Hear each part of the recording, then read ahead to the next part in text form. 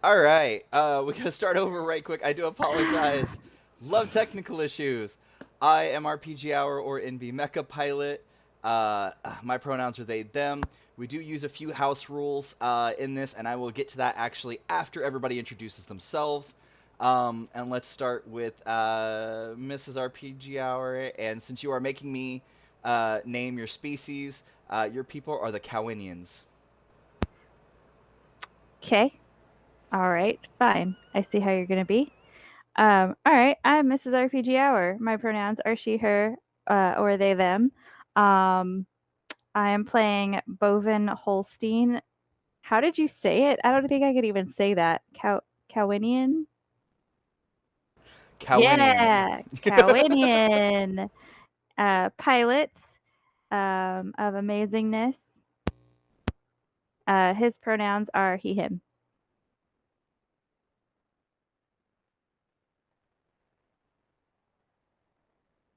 What are we going in? Was it me or Will next? Sorry. Will Emilio Arc.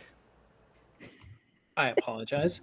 Hi, I'm Will. My pronouns are he, him. I am playing Roost. He is also a bit of a big, foolish himbo.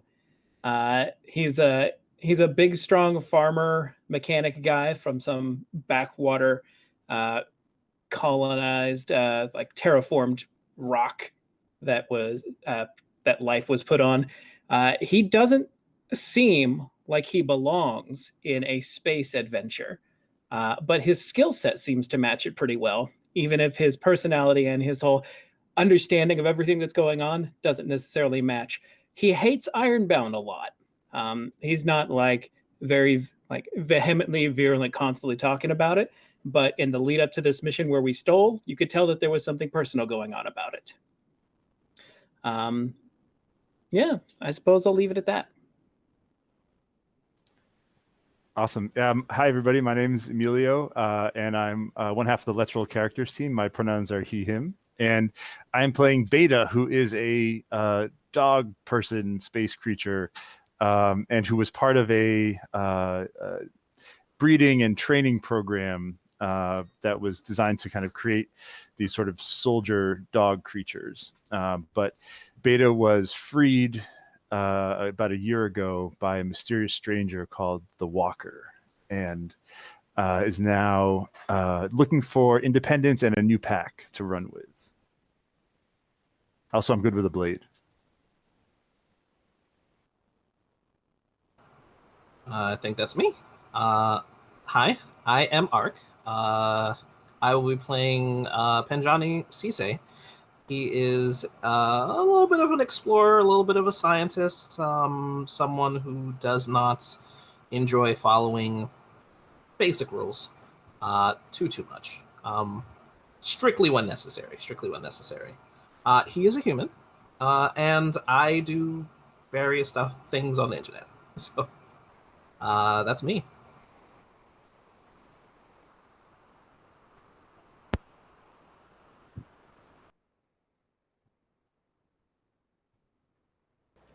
All right, so a couple of quick things before we start. One, we are parents, so occasionally I will have to poke my head over to tell a 4-year-old, please don't do that. Also, we are all about proper hydration and eating, so you may see people eating snacks or drinking on stream. I encourage people to live their lives. Um, you know, Nourish your bodies. It's important. yeah. Just please don't crunch into the microphone. ASMR. No. Just no. Oh, and we suddenly lost Emilio. What happened? What happened? Um. The. Uh-oh. Okay. I clicked the wrong window, and so I wasn't sure what was going to happen to the videos. So we use a couple of house rules for those that are not for those that are familiar with Mekton Zeta. We do use the Mekton Zeta Plus, which adds psionic abilities. Nobody actually took any of those, but those are in the world. We did replace the attractiveness stat You're about to have a visitor. We replaced the attractiveness stat with the psi ability, and so it took out those. There's only like 2 skills. Also, we use luck a little bit differently. The players are able to use it either as a pool of points that once out they get they can't they have to wait till the next game to have them, or they can attempt to use it as a roll. However, the difficulties are the same, so depending on what their luck is, depends on how well that's going to work out for them. I'm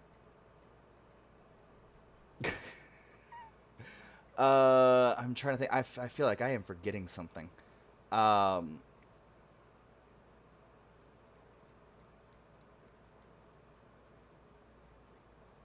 We did. But yes. So if you've tuned in for the previous 2 episodes, those episodes were us interacting with background characters and story pieces that do affect what the characters are going to interact with and do during this story. So, for those of you not aware, we do have 2 other episodes, but this is the first one with these with these characters. So,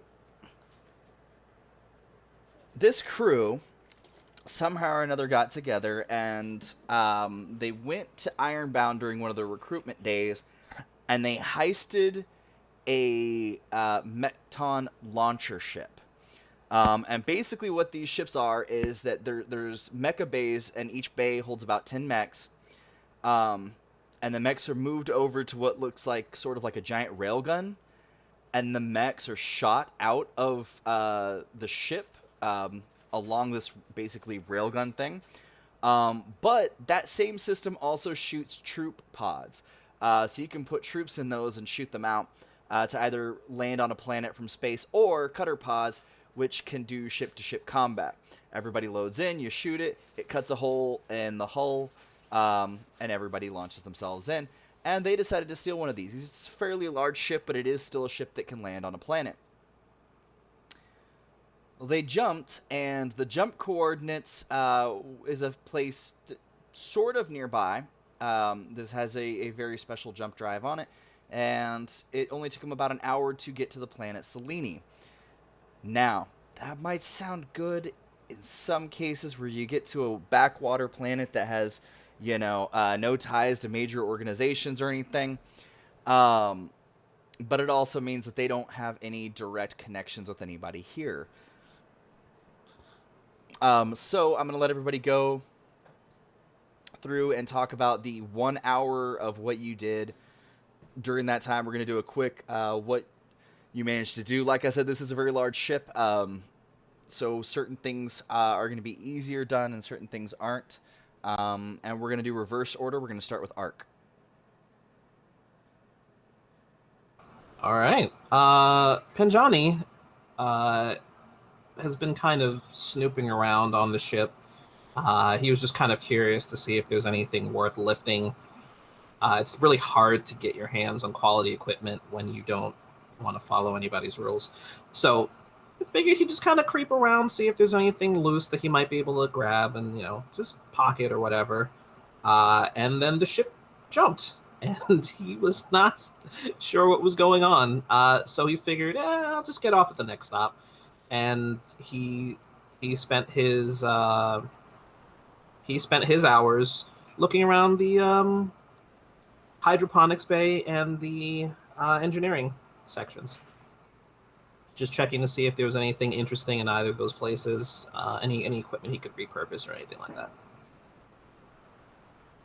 that. So the hydroponics bay, it'll take a lot of heavy equipment to basically get this out. You are pretty sure that what that means is engineering that is currently locked. Right, yes. He definitely would have gone to engineering first and found that it was locked, and then said, "Oh, well, okay. Well, maybe they might have some equipment lying around in hydroponics." So he went over there and checked that stuff out instead. Hey to everybody out there in the outside world.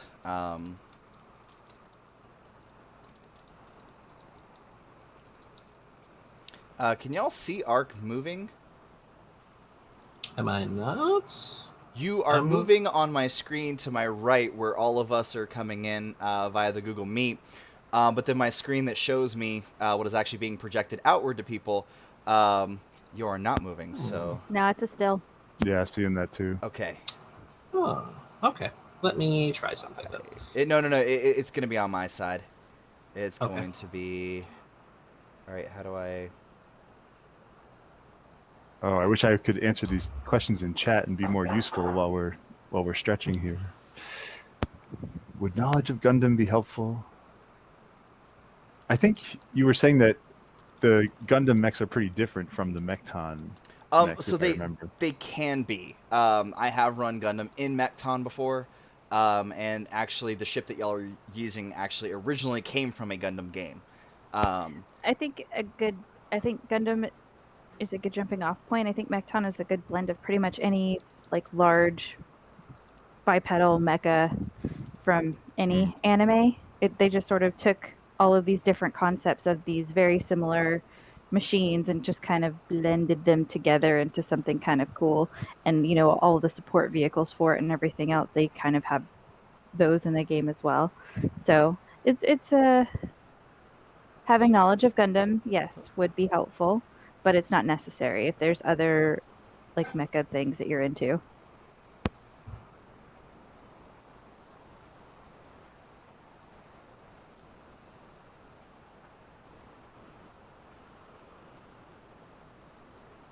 I have very limited knowledge of Gundam, so that's good for me too then. Yeah. Yo, I was so into Gundam Wing in middle school, like it was embarrassing. And then now I've kind of come to embrace it again. I'm like, fuck yeah. I have a lot of friends who are very, very big Gundam fans, and yet somehow have managed to not watch a single episode of anything yet. I don't know if I should tell them that, but All right. I'll put it on my list. I'm going to work on this in the background while we are still talking. Yes, you do discover that somehow. Yeah,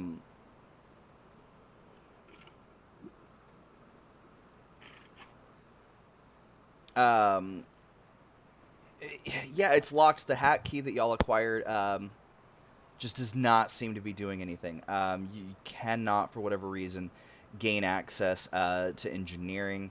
But you do find yourself, hydroponics has a lot of stuff that is just, you're going to need engineering gear to get this stuff out. However, the med bay, outside of like the heavy duty med pods that are there is a lot of nifty little gear that can be lifted, especially things like med scanners and portable centrifuges and things like that.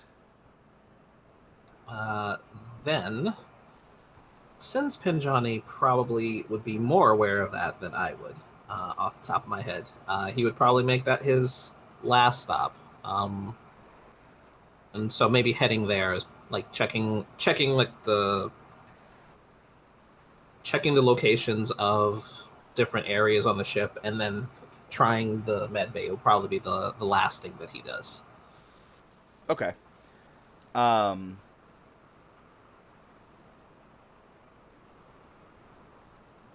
So then we'll move over to Emilio. What do you do for an hour? Yeah, the first hour, well, definitely sort of the first part, Beta is just like trying to control this excitement from just kind of pulling off this heist. And although, trained for combat and a soldier, he still gets really riled up when he's about to, do something or when something exciting happens. And so what he does is he actually, he paints or draws a bit to kind of calm himself down or get him into like a more Zen state. He'll also do that before combat. So he paints a bit and then looks for some food and then really spends a bunch of time just kind of going over his weapons and armor meticulously. That's what he was trained to do, is sort of to be in fight mode or ready to soldier on. So he'll do that. I think he also probably is doing this sort of near or in the cockpit because he'll want to sort of chat with the other members of the team a bit and just kind of get a sense of next steps. Well, do remember your communicators will reach through the entirety of the ship. I'm really a face-to-face kind of person.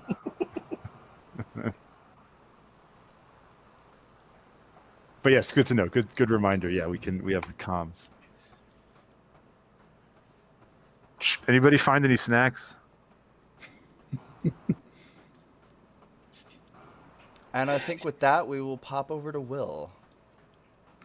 The first thing Roost does after we break into jump is go around and so I have a quick question. So Penjani, did we decide that we knew you were on this ship? Are you associated with the three of us, or are you an accidental stowaway captive? I think he might be an accidental stowaway captive because All right. he was like, oh, this should be easy. Like this is not my first time. Just, kind of quick smash and grab sort of deal. Like no one's paying attention. I could just grab some stuff and just get So the out. first thing that Roost does is go between Bovine and Beta, make sure y'all are good health wise. If anybody got hurt, I don't know if we actually got into a fight. Make sure y'all are in good headspace. We just stole from one of the biggest weapons company in the world. Bit wild. And then Bovin's like, no, I think of this more as like joyriding. Yeah. hell yeah. All right. Next thing he's going to do is his instinct is going to be to go to engineering, which is locked. But I imagine that maybe at some point along the way, he runs into this person who he did not expect on the ship and sees them leaving engineering as he is arriving at engineering. And like, Yeah. well, who the hell are you? And you see he's got this like obnoxious anime style like cloak on, and you turn around and he's just got like it looks like a messenger bag. It's like a little bit too big to properly messenger bag. The hat keys that y'all have are fairly large. They're not exactly easy to stow away. It's basically like a giant like multi-device thing. And you see, not only do you see that y'all have the same hat key, but like the black market dealer that you got them from, it's the same exact like you got them from the exact same person, even though you were told that the ones that you got were the last ones. Y'all were told that the three y'all got were the last ones. Ooh. And that one that you got, Ark, you were told was the last one. Of That course. sounds about right. Bruce So doesn't remember that conversation. So he turns around, he's got this like giant anime cloak deal going on, and you expect this like based on the way it's available, he like it's got like a kind of a collar, like it's essentially a trench coat, but like Kaiba style anime trench coat. And you Wonderful. expect so like you're expecting something very specific when he turns around, and it's just like Bob from accounting. He's got like a regular like buttoned up shirt and like some not slacks but like some sensible jeans or the equivalent. And he's just got this sack that's like almost pulling him down, and he's just like,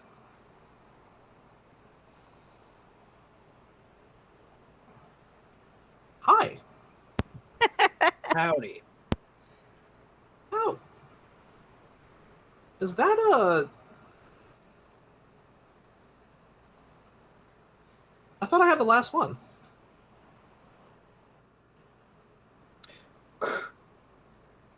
Fellas, we got a stowaway. Oh, rad. What? Where? I'll be right there. No, let's just all head up to the bridge.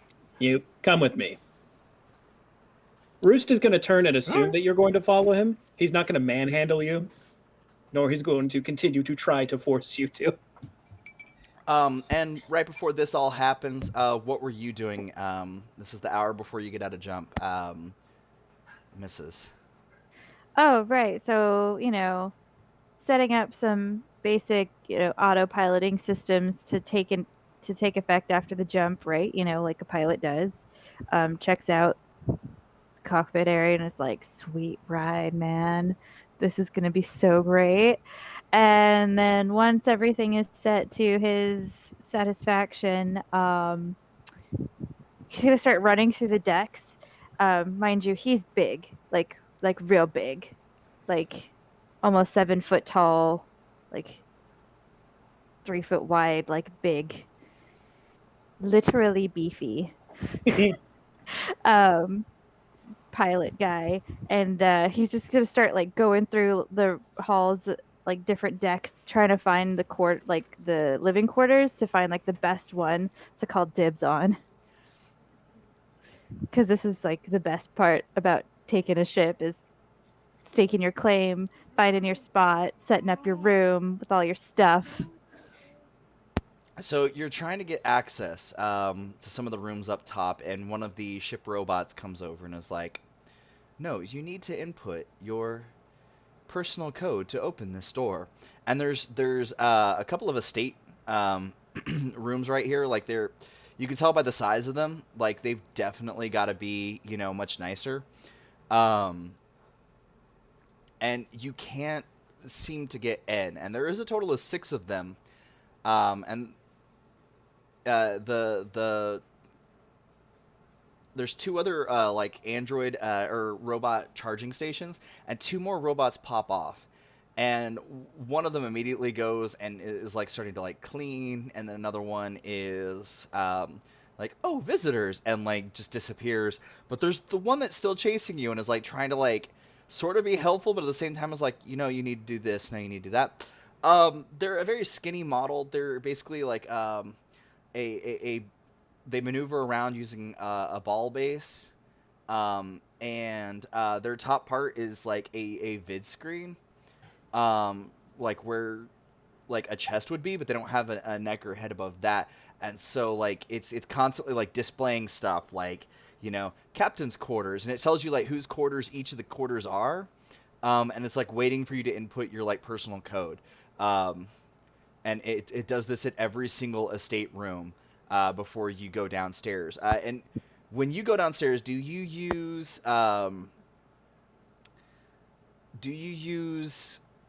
the emergency? It's kind of like a fireman's pole. They just let you go between like one level to the next. Do you use stairs or do you use the elevator? No. Will Bovine fit through the hole for the pole? Yes. It's built for people with power armor, so you probably couldn't wear your version of power armor in this. But basically, in case of an emergency, instead of like getting jammed up on the stairs or the lift tubes stopping, they do these. But it's only like you can only go from like the top floor to the second floor, and then you have to find another one to drop down one more because they don't want people accidentally going two floors down and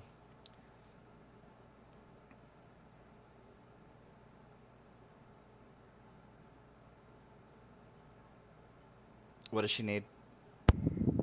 She had an accident again. All right, I will get that while y'all. Yeah, no. Basically, Bovin's gonna look at the hole, look at the pole. It's going to be like a split second. I can fit through that process and choom down the pole. Like, yeah, man, this is great. On the middle floor, there are 20 private rooms. They're all they're all carbon copies of each other. They have a queen size folding, like sideways Murphy bed that pops out. They have a personal bathroom. It's just like you open up this door in the corner, and it's like a shower, toilet, sink, all in one type thing. But each piece like pulls down, and then there's like a desk in there. It's decently spacious, but at the same time, it's not like an estate suite, which. If these estate suites are like the ones that you've seen on other ships, they'll have like a bedroom area, a living room type area, and like a kitchenette. Like they're much bigger, much nicer. But there is 20 of those on this floor. This floor is also the same floor with the hydroponics and med bay. Okay, cool. So there's 20 of them. Which one's the best one? They're all the same. So Right. That's so, impossible. the best one. We should roll for it. while y'all determine that, I will be right back. Okay. Well, whichever the best one is, if anyone's going to contest Bovin's claim on it, you're more than welcome to. I have Are a we not- feeling that along the way to the bridge, we stopped by Med Bay because, or what's it called, the hydroponics area, and then Med because that would have been Roost's. If Roost had not encountered a stowaway, that would have been his plan of action.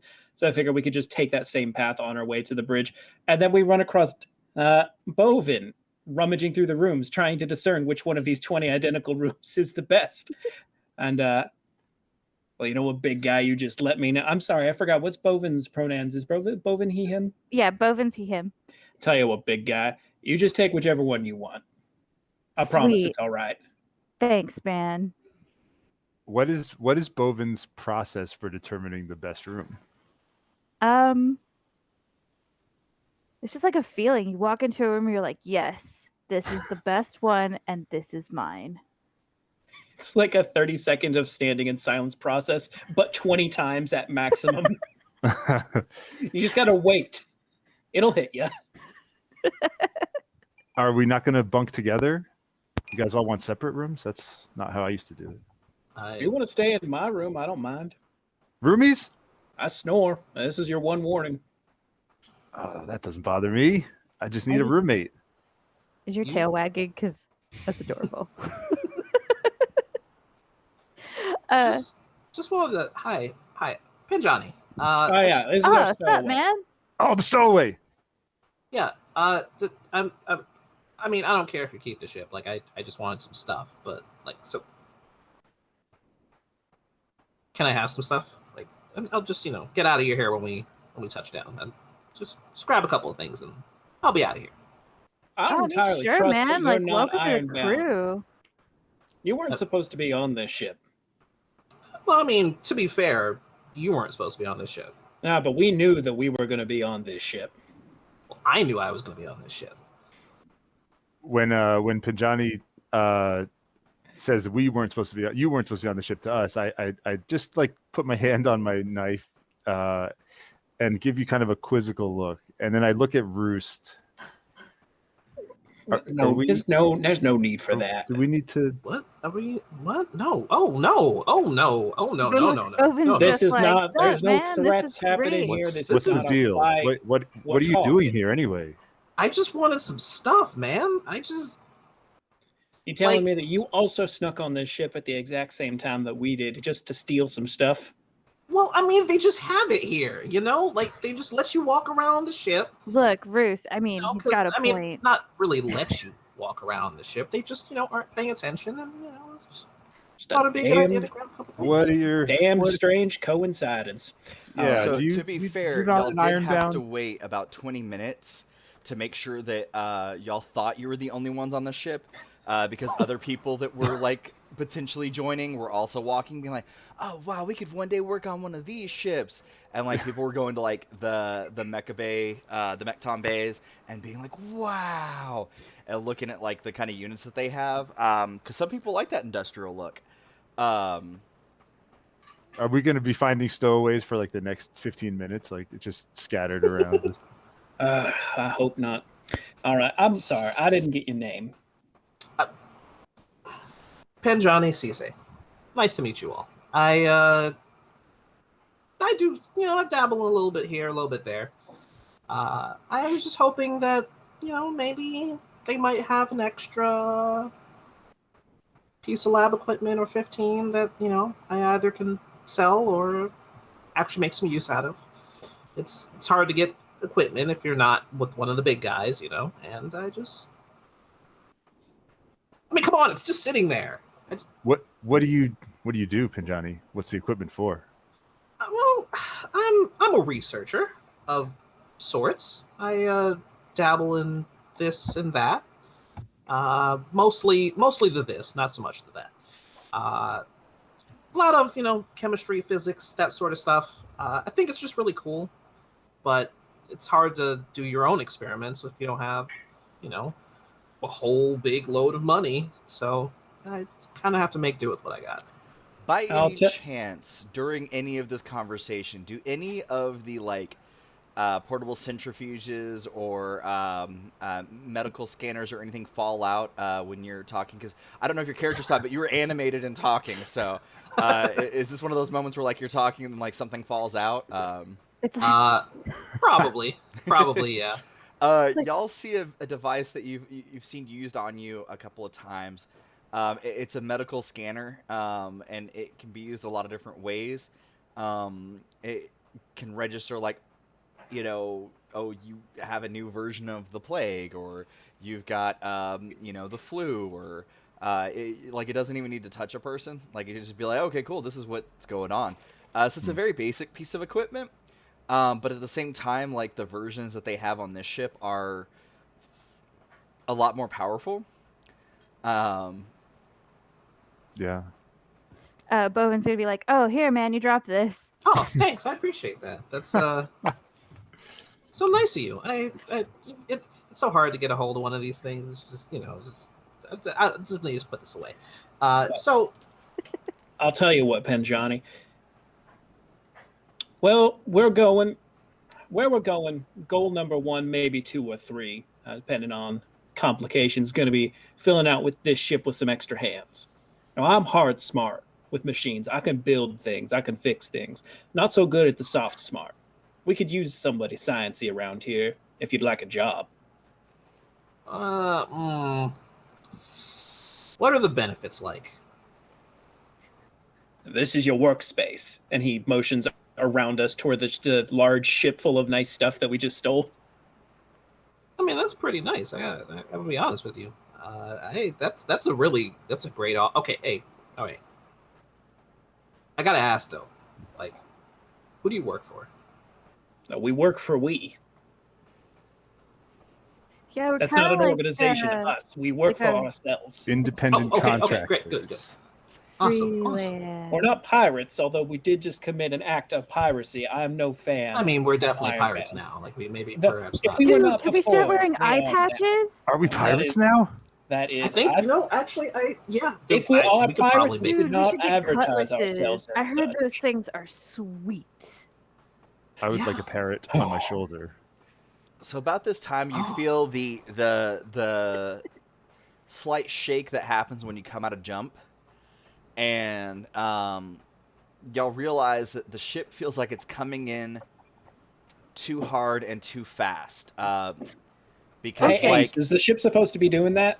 Bovine. I don't I may have know. forgot a one. Hang on. It's like, Oh just no! takes off running Don't to the forget cockpit. ones. That's. Oh no! Don't forget what? So as you're going, the assistant's like, "Oh no, we forgot to assign a bot as the assistant to the autopilot. So any issues that are happening are due to the fact that there's nobody on the bridge. This bot finally managed to get back down to you, and as you're going up, do you take the lift or do you take the stairs? Whatever's faster. Look, I'm running up the stairs. Bovin's gonna go up the way he came down. I'll give you a boost. Look, Bovin's big, strong, and beefy. Bovin's just pulling himself up the pole like My nothing. muscles are my power armor. RPG, as we all rush to the bridge, is there any kind of check I could do to see if I trust Penjani? Did I get the sense that Penjani was telling the truth? Yeah, you don't really have any reason not to disbelieve. However, if you feel that your character may be distrustful, Guarded, yeah. let's what is your stability rating? Here we go. Okay, let's see. Where do I find that? Stability is 22. Okay.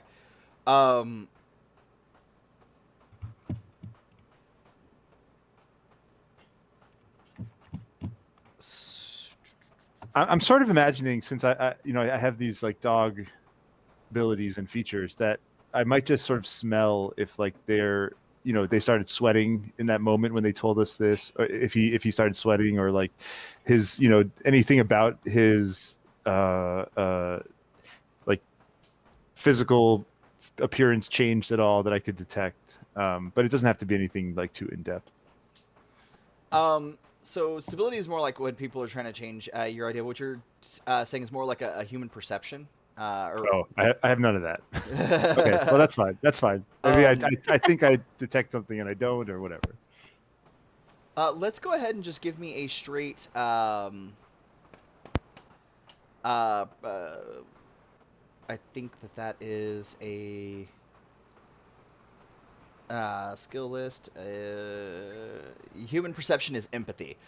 So give me an empathy check, which, if I remember correctly, I attached the dice to the skills, not the stats, which would have been the more intelligent thing to do there. I just realized out of everything, unless I can't do it the way that I realize. So, but just a D10 plus the empathy bonus? Yeah, and let's see. And then, Ark, if you can give me a D10 and persuasion. If you don't have anything in persuasion, that's your that would just be a D10 and you're cool. Okay, I have a. I think it should be a total of a +7. Yeah. Okay. And.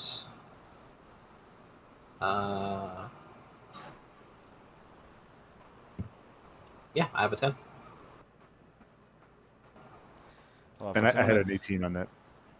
I'm going to do a little bit of reorganizing so that I can try and make the dice log a little bit bigger. Okay. Yeah, so... you get a weird feeling in regards...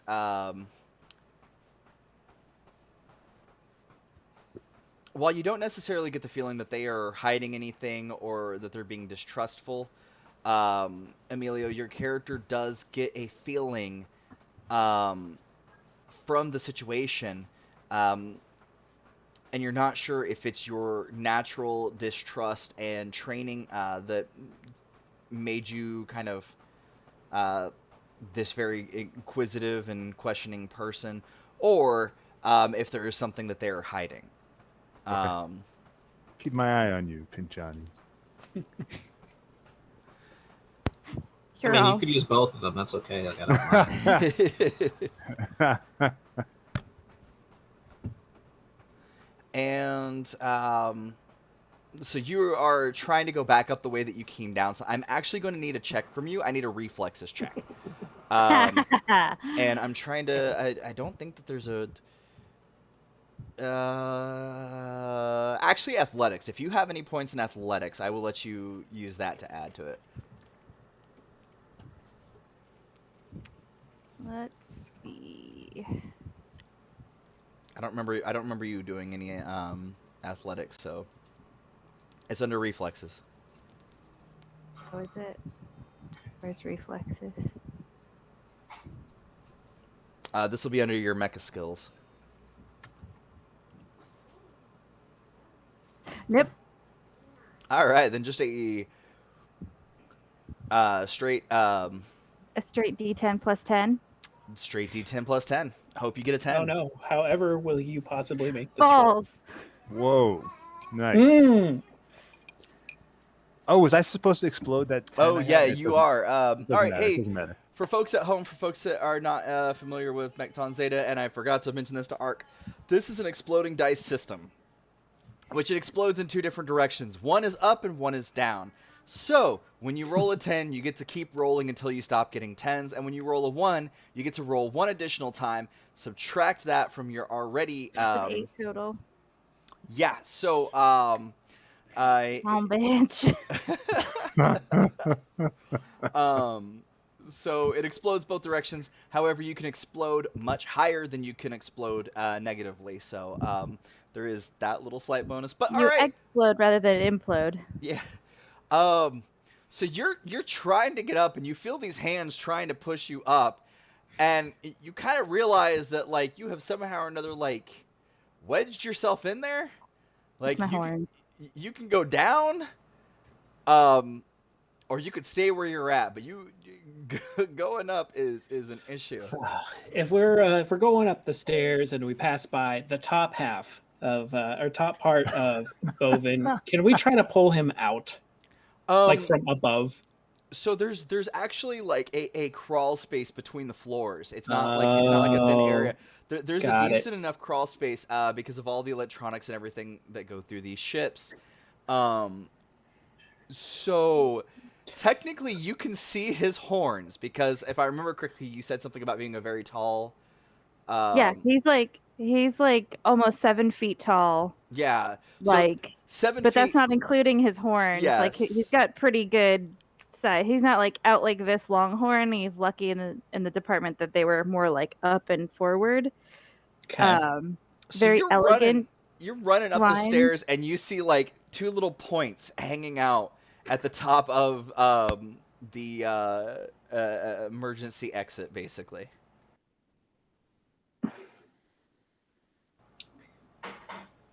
Okay, we need the pilot to figure out what's going on at the bridge. So I'm gonna go back downstairs. Actually, do I believe that it's possible that I could try to just pull from from below if I were to go back under? Would Bovine's legs be dangling there in the ceiling, and could I grab him and pull him down out of his stuck predicament? So yes and no. There is currently a I don't know where it is, baby. I'm sorry. If we crash, at least I'm protected in the floor. Or the force disperses across your skeleton and you break every bone in your body. Or that. But it'd be a cool story to tell after. And that's what we're all here for. I mean, at least we'll have dinner. Steak sounds good. Oh.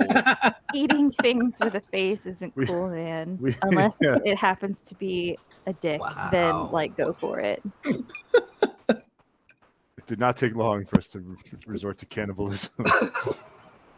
Roost would never suggest that. Will think it was funny though.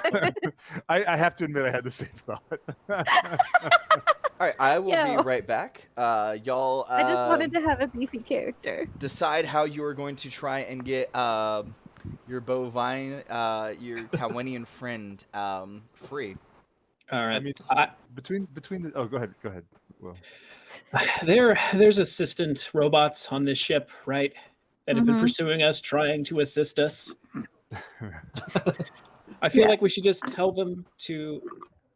I feel like we should tell the robots to get Ace out of the hole, and we'll go to the bridge and see if we can do something. Ace, can you hear me? Yelling down the hole.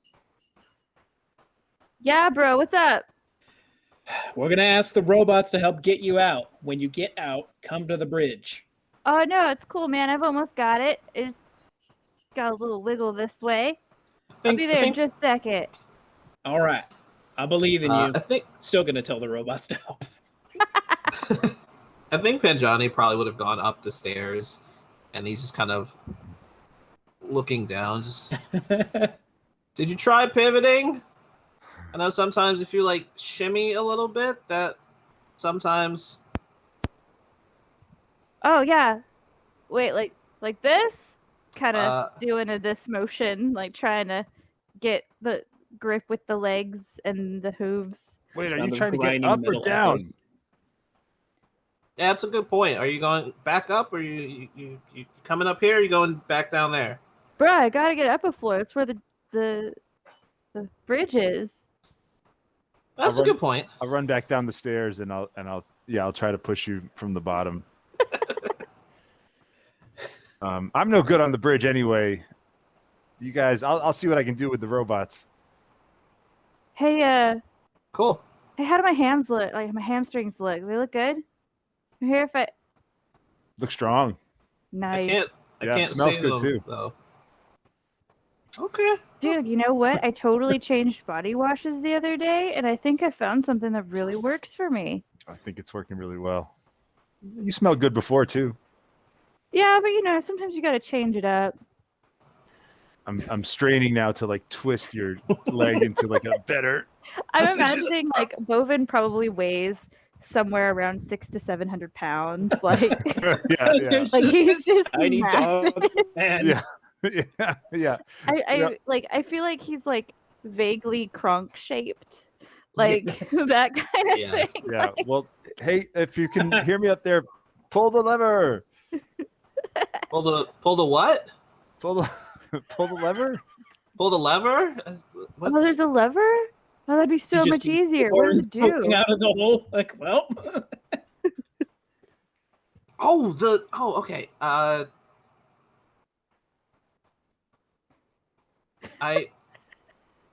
And he like taps the top of your Bovin's horns. It's like, is that okay? Do you feel that? Like, Do we hear like a popping sound? Gentle, man. These are. Do you know how long it takes to get them this shiny? I actually Like don't. fingerprints. I honestly, I've always saw them. And I really thought they were dull, but yours actually have a really like great sheen to them. Is there like a process to this? Oh yeah, man. There's like gentle abrasives that you use with like a that spinning makes buffer perfect and sense. like Wow. yeah, Makes like it perfect takes some sense. time to do, but like if you really put the effort into it, your horns can be absolutely amazing. I'm That's- sure they're beautiful. Yeah. Okay. Just give me a second. And all right. So And Penjani Penjani- takes out a he takes out like he's got like a little like recording device. And he's just like, so as it turns out, buffing horns is actually a better way to get them smooth. I gotta investigate that. Okay, great. Roost has instructed the assistant robots who have been pursuing us, trying to assist us, to assist Bovine with getting out of the hole, and then turns to head for the bridge. So something that y'all just did not expect is as soon as the robots are told that, they just kind of come over the hole and they go, "We're giving a hand. We're giving a hand. Oh, We're boy. giving a hand." Wow. Somehow I feel this is a little condescending. I don't know. I start cracking up. That's a good one. I mean, that is grossly ineffective. Who programmed you? We were programmed to only do ship's tasks, and all other tasks, according to our previous programming, was to activate our sarcasm chip. I'm gonna break one of these before the session's over. Our former Right. engineering specialist wanted us to only be able to do the ship's tasks and not to be used for other things. So we are unable to assist with things that are not considered ship's tasks. We are told to, in those cases, give a hand. Okay. Question. Answer. Let's say that your ship currently has a blocked descending area. Isn't that a ship hazard? Wouldn't that be a thing that you should do something about? We would close it off until we could get back to Ironbound headquarters so that an Ironbound team could unblock it. There are stairs Wonderful. and lifts available. And they start like motioning towards the lifts and the stairs and Wonderful. Okay, great. So don't do that. Don't close that off, please. That would be wonderful. Don't Actually, shut Bovine in half. please don't do that. I'm sorry I asked the question. Don't. Oh, don't worry. It would not injure the person. What we would do is shut and like these doors close. And so it's Emilio, was your character still underneath? Okay. trying to push, push So up the leg. it becomes really dark and then these like blue lights flicker on. And you're just like in this tunnel, like the up and down are both closed. You see, we have closed off the broken area and we will have it fixed as soon as we get back to Ironbound headquarters. Please Oh, hold for man. one moment. This is Oh, like hey. it's like a secret Question. tunnel. What's going this on? Is the worst secret tunnel ever. I don't like this tunnel. This is not. Is there a panel that Johnny could access? Oh wait. Oh, Actually, yeah. if it's enclosed now, I could probably get better grip this way It should be myself up that way since I'm big. I'm inside the tunnel also. Yes. Okay. It basically it's a cylindrical shape for the tube for the pole. And so what happened is like they basically just closed off part of it with the door. So, but we're gonna pop over. Will you get up there and there's no bots on deck, I'm already and being the straight man. I was gonna say it's only been half an episode. the ship I is can coming hear the down. circus music echoing from the floors below me. The ship is coming down, and you see the ground is about to come. Like you're about to meet the ground, and it's not like a very downward ascent. It's more like you've been coming in at like a nice 45-degree-ish angle, and all of a sudden, like it seems like the ground rises up to meet the ship and pushes it up a little bit, like it was caught. And you all feel this like slight impact. Ship shows that it needs a little bit of repairs. That the engines need to take some time to cool down. It does show that there's some stuff in engineering that needs to be worked on. But all of the airlocks pop open, and all of the unlocked doors pop open. And all of the robots start, whoop, whoop, whoop. Please make your way to an exit. Whoop, whoop, whoop. Please make your way to an exit. We have crash landed. Whoop, whoop, whoop. Please make your way to an exit. The Oh, it's back open. Oh, okay. wonderful, great. Can I get out now? Yeah. You're able to climb up, get a handhold. The bots are kind of going back and forth, trying to usher y'all out. And then one of them comes over and goes, "If you could please show us to where Captain Zav Zanigan is. We would like to check on his status." Zav Zanigan. That's a weird name.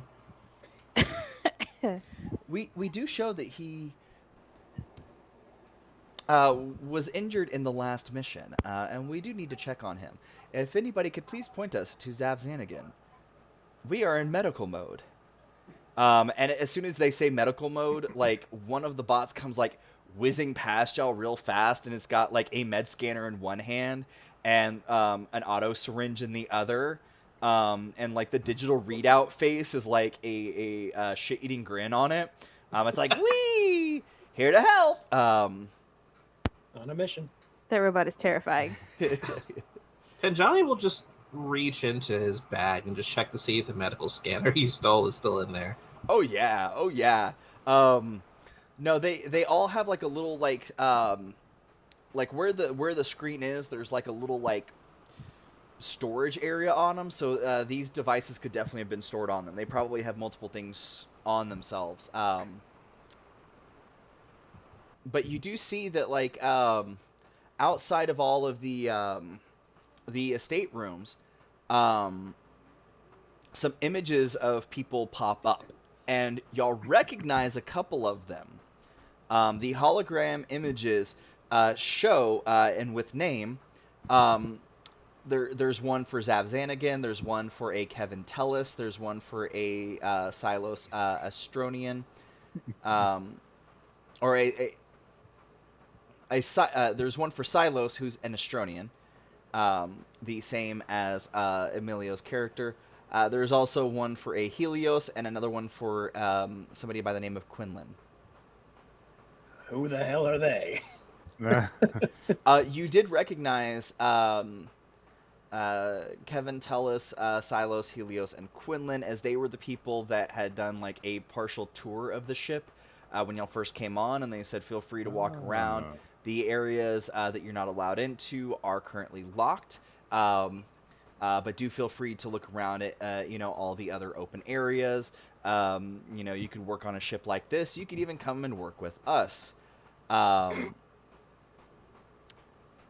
Which, if you remember correctly, just to reiterate, the areas that are closed off is the war room, which is on the same level as the bridge where you're all at, the luxury estate rooms, the captain's quarters, which are all on that same level, and then the only other two doors that y'all didn't have access to was engineering, and there is an airlock on the middle floor that has a little shuttle attached.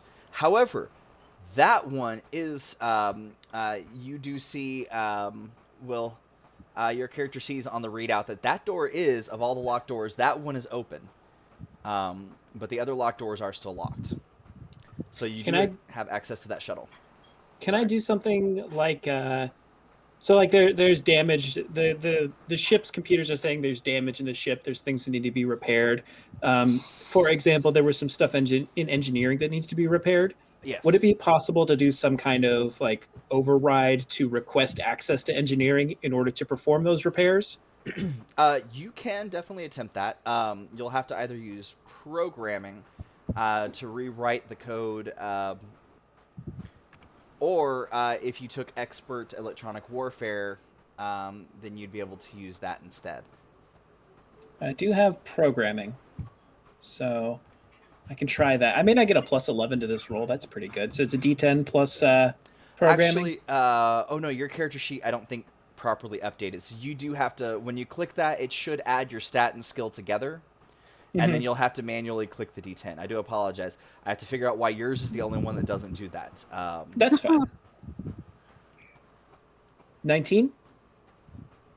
Very nice. You are able to get in and see that there are a lot of codes and things like that. You are able to gain access. However, it's only going to let you gain access... how do I word this? You realize that what you have access to, it's a one-time thing. So you are going to be able to permanently open 2 doors before you're locked out due to security reasons. Okay, so permanently open 2 of the doors that are locked. Which is completely. The war room, engineering, or any of the 6 luxury estate rooms. All right. Definitely engineering. And Roost doesn't have a good judgment over what is more useful. So he's going to open up one of the luxury suite rooms because the first thing that comes to his head is, oh, you know what? That would make Bovine happy. Okay. Dibs! Are you going to pick one of the ones... Are you going to pick one of the... so there are 5 rooms that show that they have a current resident. Not like somebody's in there, but they're currently assigned to somebody. Or are you going to pick one of those? Or are you going to pick the empty one? I'll pick an empty one. Okay. While y'all are in the hallway, the one that doesn't have a hologram by it opens up. The luxury estate room Bovine there. runs in and is like, dibs. Yeah, there's... Actually, stands there for a second.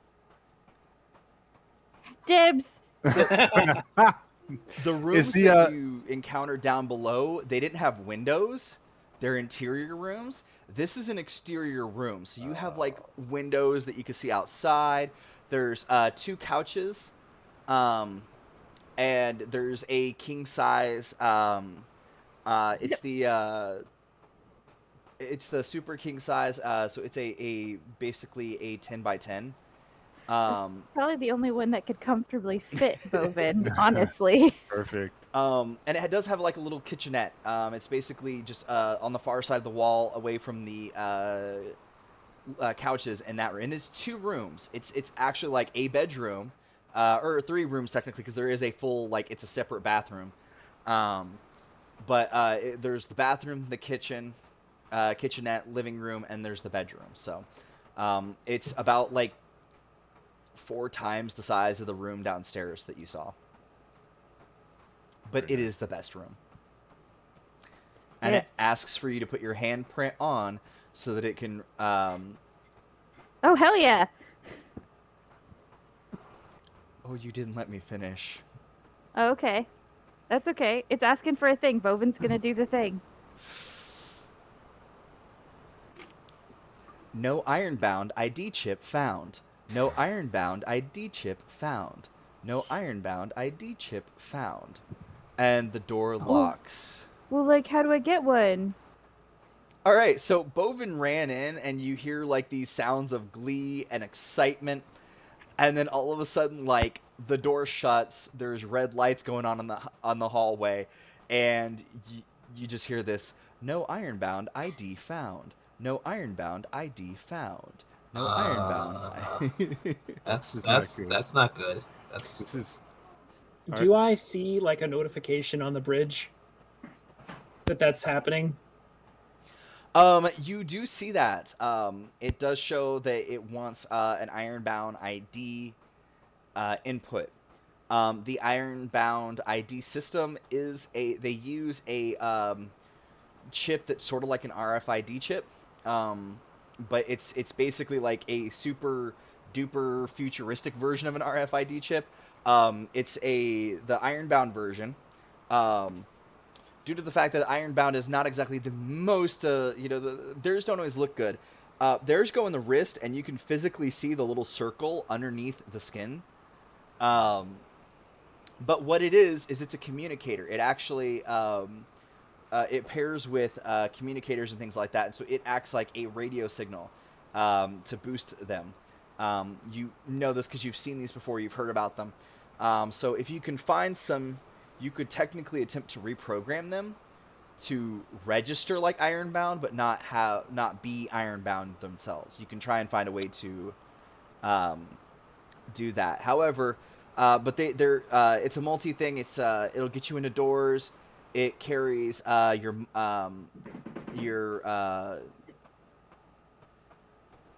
the only word that comes to my brain is cryptocurrency, but that's not what I'm trying to say. Electronic currency.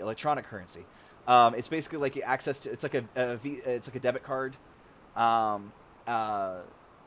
it's like an all-in-one chip that like you can flash it at most places, and it'll basically take money from your account, and dole it out. Phone, wallet, keys, all in your wrist. All in one. Is there anything I can do from the bridge about that, or do I need to go down and just investigate what's happening? So the bridge that you're in, the control room, it's on the same deck as this room. Oh, that makes sense. Yeah. So, once again, the deck y'all are on is a control room at the front, an observation deck at the back, 3 android robot charging stations, the 6 luxury estate rooms, one of them being a captain's quarters, an airlock, and the war room. And the war room is kind of like in the center of things. It doesn't have exterior windows or anything. All right, I suppose I will go to the door and see what's going on. So just really quickly, is that bot still looking for Zav Zanigan in this hallway? They're all looking for Zav Zanigan. They're all asking, looking for people that are injured or anything like that. So there's multiple bots going back and forth. So I've I noticed that Zav's name was on one of the doors, and so I want to let this bot know, hey, I think Zav's in here, hoping that it will open the door for us to the captain's quarters. So it goes over trying to open the door, and it keeps calling out over their inter-system communicators. But they don't seem to have the codes to get in these rooms. Okay.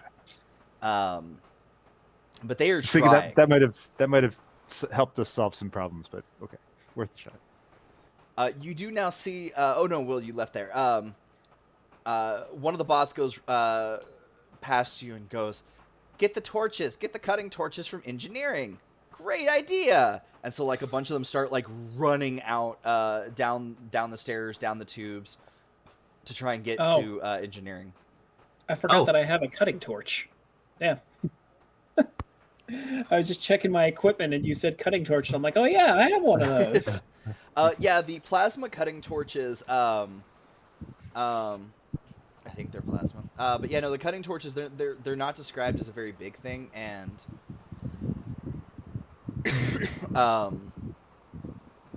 unless I'm thinking of a different game.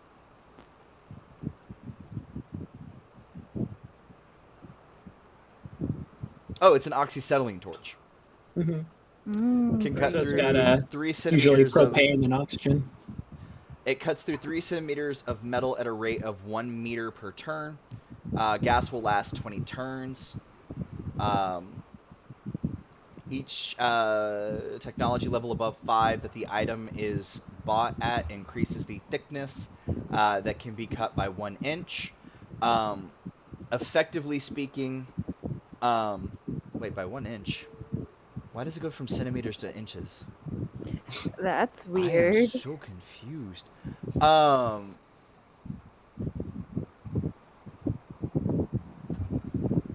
have to try and figure out the conversion for that later. So this is. Did you buy the standard 15 yen one, or did you get one of higher Level 8. level 8? Okay. I didn't notice that it changed measurements, so I assumed that it was 5 inches for the one that I was getting, because it would be, what is it? 1 plus, it starts at 5. How much? It says 1 at the beginning, right? Or is it 2? So this would effectively be 3 inches and 3 centimeters is what you'd be able to cut through. Got it. Okay. Which that is more than the thickness of this door. 20 turns is going to be 200 seconds, which is... Oh, converting to minutes is just my absolute, not my friend right now. A little over 3 minutes. Yes, thank you. So you're going to... You realize that you're not going to be able to cut through the entirety of the door on 1 gas canister. I have 5 extra. Oh, okay. You were prepared. Even with that, I know what that does. I've used those before. I'm going to make sure I have extra fuel. So these are extremely large doors, so you've got 2 options. Your gas will do a mostly thing. So you can either do the part you cut here, stop, go down a little bit, cut here, so that you basically weaken the door so that maybe Something massive could ram through it. yes. Or you can attempt to try and take out, use the cutting torch to cut the paneling nearby, which is not going to be as thick as the door, to potentially access either the electronics behind it and do a manual opening, or there's a lot of different things that you could do. What exactly are you going to try? I'll present it to the other 2 in front of me. It'll take a while, but I could probably cut him out just by burning the door and let him smash from the other side. Or I could cut into the wall, access the wiring, see if we could hack the door open. Might be faster. I might also damage the circuitry, make our lives harder. What do you think? Well, I mean, if we can maybe... I mean, it's probably a nice room. Maybe we can keep it from... Because if we cut the door open, then you're not really going to be able to stay in there. That's a fair point, I suppose. All right. What do you think, Beta? What was the deal on the bridge, by the way? Are we okay? Are we good? Did we crash? I don't feel it was the weirdest thing. I'll tell you when we get when we get Bovine out of the door. Yeah, I think better off keep the door intact. I mean, I don't want to have to repeat myself if I'm being honest. So your communicators do work through the doors. Oh, that's right. That's right. I forgot about that. Hey, Bovine, I'm gonna try to cut into the wiring and hack the door open to get you out of there. Just don't break anything else until we've gotten you out. You're muted. You're muted. What's broken? Well, currently it's not necessarily broken, but the door realizes that we don't belong here. So don't break anything while I lie to the door. Sorry, Don't get doorman, I stuck didn't in mean to be, anything like, else. Trespassing. This is the second thing you've gotten stuck in, and it's been 15 minutes, Bovin. I apologize, but Mrs. Do you need to borrow my sign? No. Okay. So I suppose I'm going to do that. I'm going to cut into the wall and try to hack the door open Okay. from the sensitive bits within. I'm gonna like elbow Penjani, like, check this out. This is cool. He's gonna do a thing. So the doors that they use, the technology that they use here is a very high technological level. It's a little bit beyond like what most of y'all have seen, because it is, that's what they do. They create cutting edge things at Ironbound. It's just always not the prettiest. And that's why you're able to look at the wall and determine exactly where the paneling is that you need to cut through. Because you realize that basically what they did is somebody cut it open again to lay some wiring, because this is probably higher technology than what the ship was originally built with, and then like welded it shut. Retrofitting. Yeah. So you're able to cut in and you get access to this panel. Now, unlike other ships where, there's an active pad or something like where you're interacting with, this uses their RFID chips and the bots to enter, manual stuff. So you're able to get this door open, and let's go ahead and get a quick roll from you. What roll from whom? From you, let's Oh, get... from me.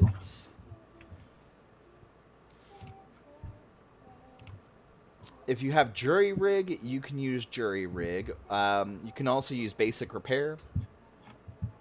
Let me see. Those are the same for me. Oh, okay. So either one of those will be good. We got a 16. Oh, okay. So here's going to be the question. Did you go with basic repair or jury rig? I went with jury rig. Okay, good. That was the lower difficulty level. Woo!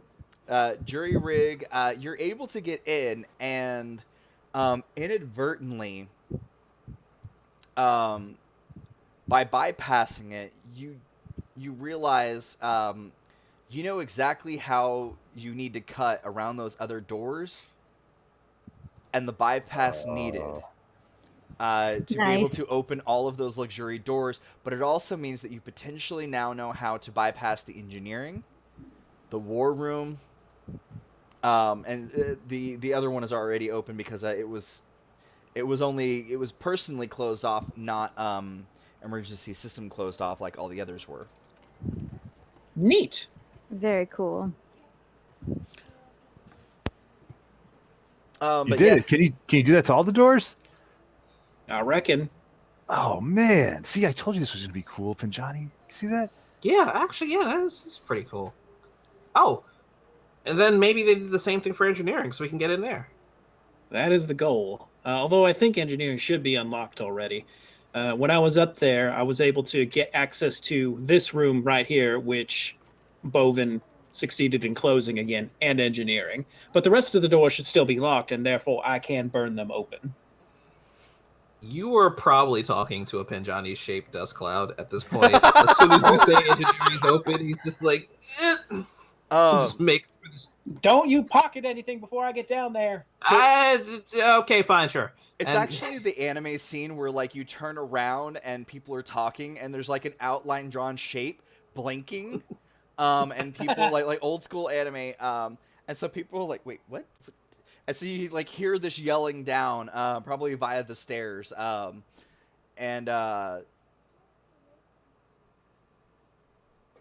actually, Penjani will make his way to one of the like fireman poles and drop down dramatically with his not again. trench coat fluttering.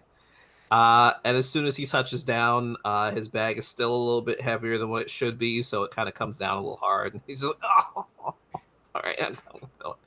Oh. So you manage to get down to the middle floor, then you get over to another fireman pole and get down to the bottom floor. And this area is just it's extremely large. On the far outside points of the ship is the Mekton bays. This pole comes down like you see like a giant glass window, and you can literally see the launcher right on the other side. And there's a door on each side that allows you to get into the launcher area. They were not locked during the tour, but also the launcher wasn't active. You turn around because engineering is on the backside of the ship, and you're looking over, and there is like 12 bots coming out with different kinds of torches in their hands, like just fire spurting out of some of them. Some of them like lighting up their torches, and they're like, "We're gonna fix the ship," and they just like all just like take off up the stairs. Some of them jump into the tubes, and the tubes span the entirety. Like they'll take you all the way down. You jump in one, and they're either up or down. So if you jump in and up one, you just kind of sit there for a second. But they're basically just like whoosh tubes. Like you go stand in them, and they. And the bots, that's what they're doing. They're like going over there. So all of a sudden, y'all just see a couple of bots just come flying past you with these. And they're trying to, they come over to the doors, and they are trying to break into the estate suites to get to the other crew members. The doors that are, well, no, I suppose I have only opened the one door. You only open the one door, yeah. Just gonna let them go for it, guys. Penjani probably occupied for 10 minutes. Yeah. Penjani probably grabs his trench coat like by the edges and like pulls it in so it doesn't get singed by anything. It's so expensive. I'm sorry. No, he's continuing to engineering. As this parade of fire robots lunges out of the tubes and down the hallway and starts going at these doors with a vengeance, Roost just kind of watches them for a second and like, Beta, starting to think these bots might be more of a liability than an asset. I thought we were being attacked. No, just accosted. So I'm gonna jump down to engineering for a little bit, and then I will come up and tell you the results of the bots. Leave y'all in suspension on that. Bewilderment.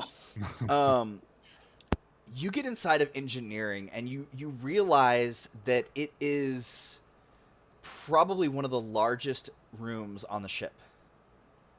It doesn't just have, like, you look back and there's these big, beautiful fusion reactors that power the ship and the engines.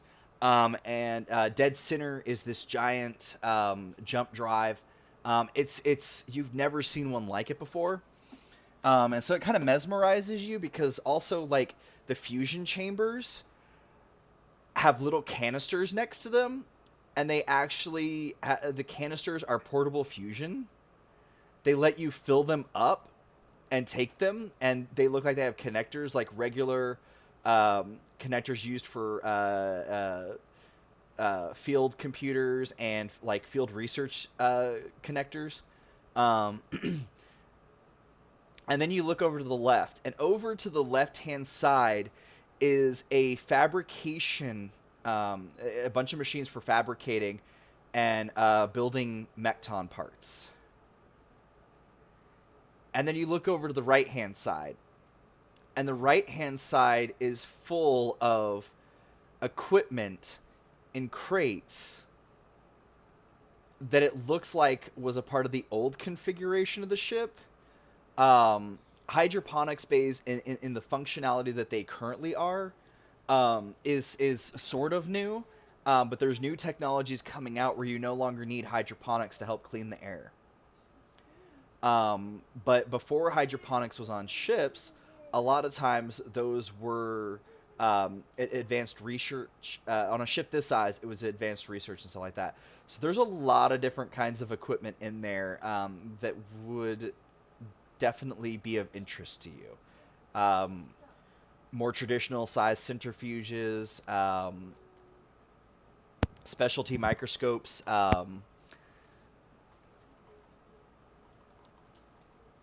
I'm pretty sure Penjani just slowly takes off his glasses and just starts crying.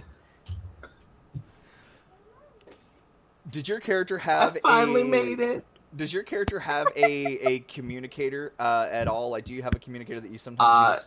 He does not have a communicator. Okay. Okay. He actually pawned his communicator to afford the key so that he could get so he could get on the ship. So he will actually look and see if there's like any way to communicate with the rest of the ship, if there's like a button or something on the side. Oh yeah, this ship is old enough that it actually has a more traditional communication system, which for us in the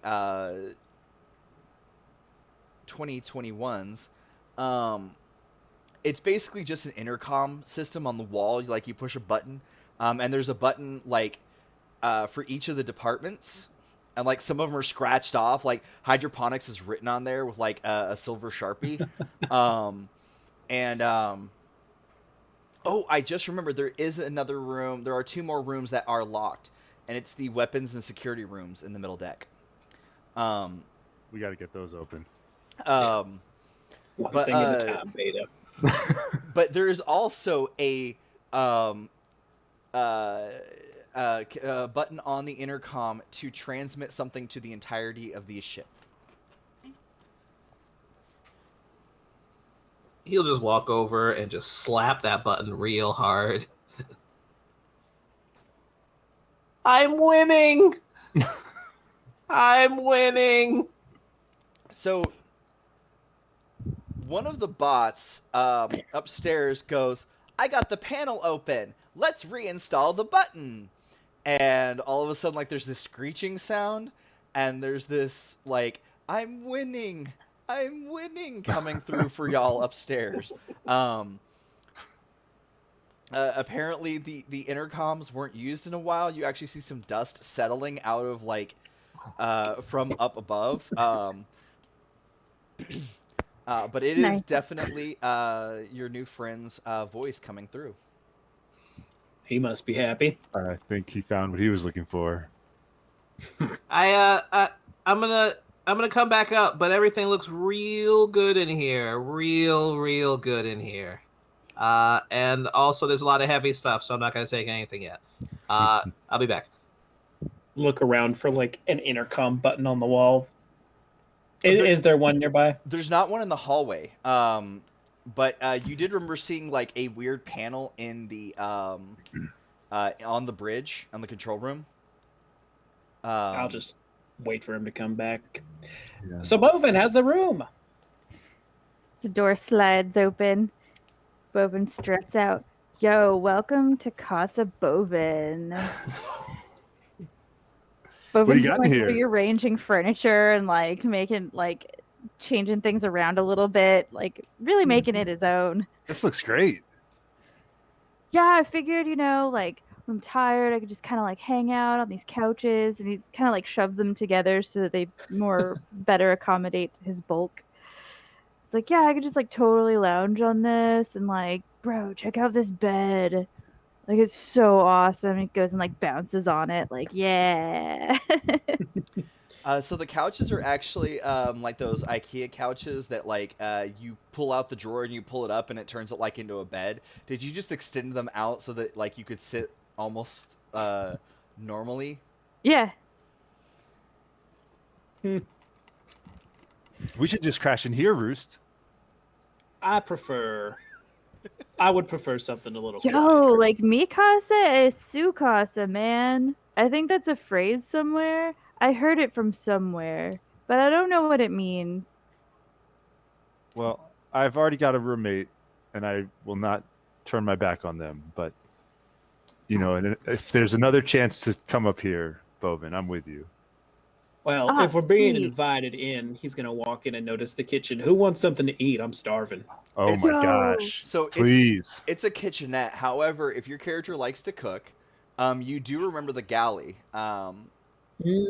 Okay. And I'm trying to remember what floor that's on.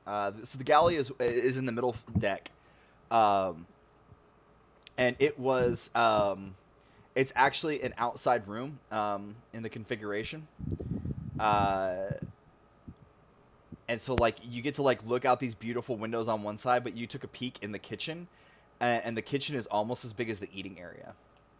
There is like every type of device to like cook things. And you can also, it also has like a production line where you can make your own like protein bars. You can like prepackage things and like make everything. So like if you wanted to send everybody on their way with like some special treats or whatever, it has all the equipment you need to do that. All right.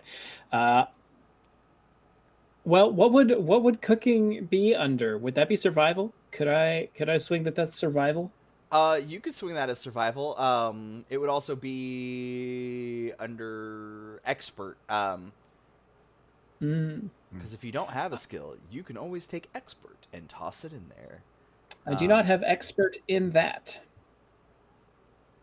Yeah, no, you'd be able to do a survival thing.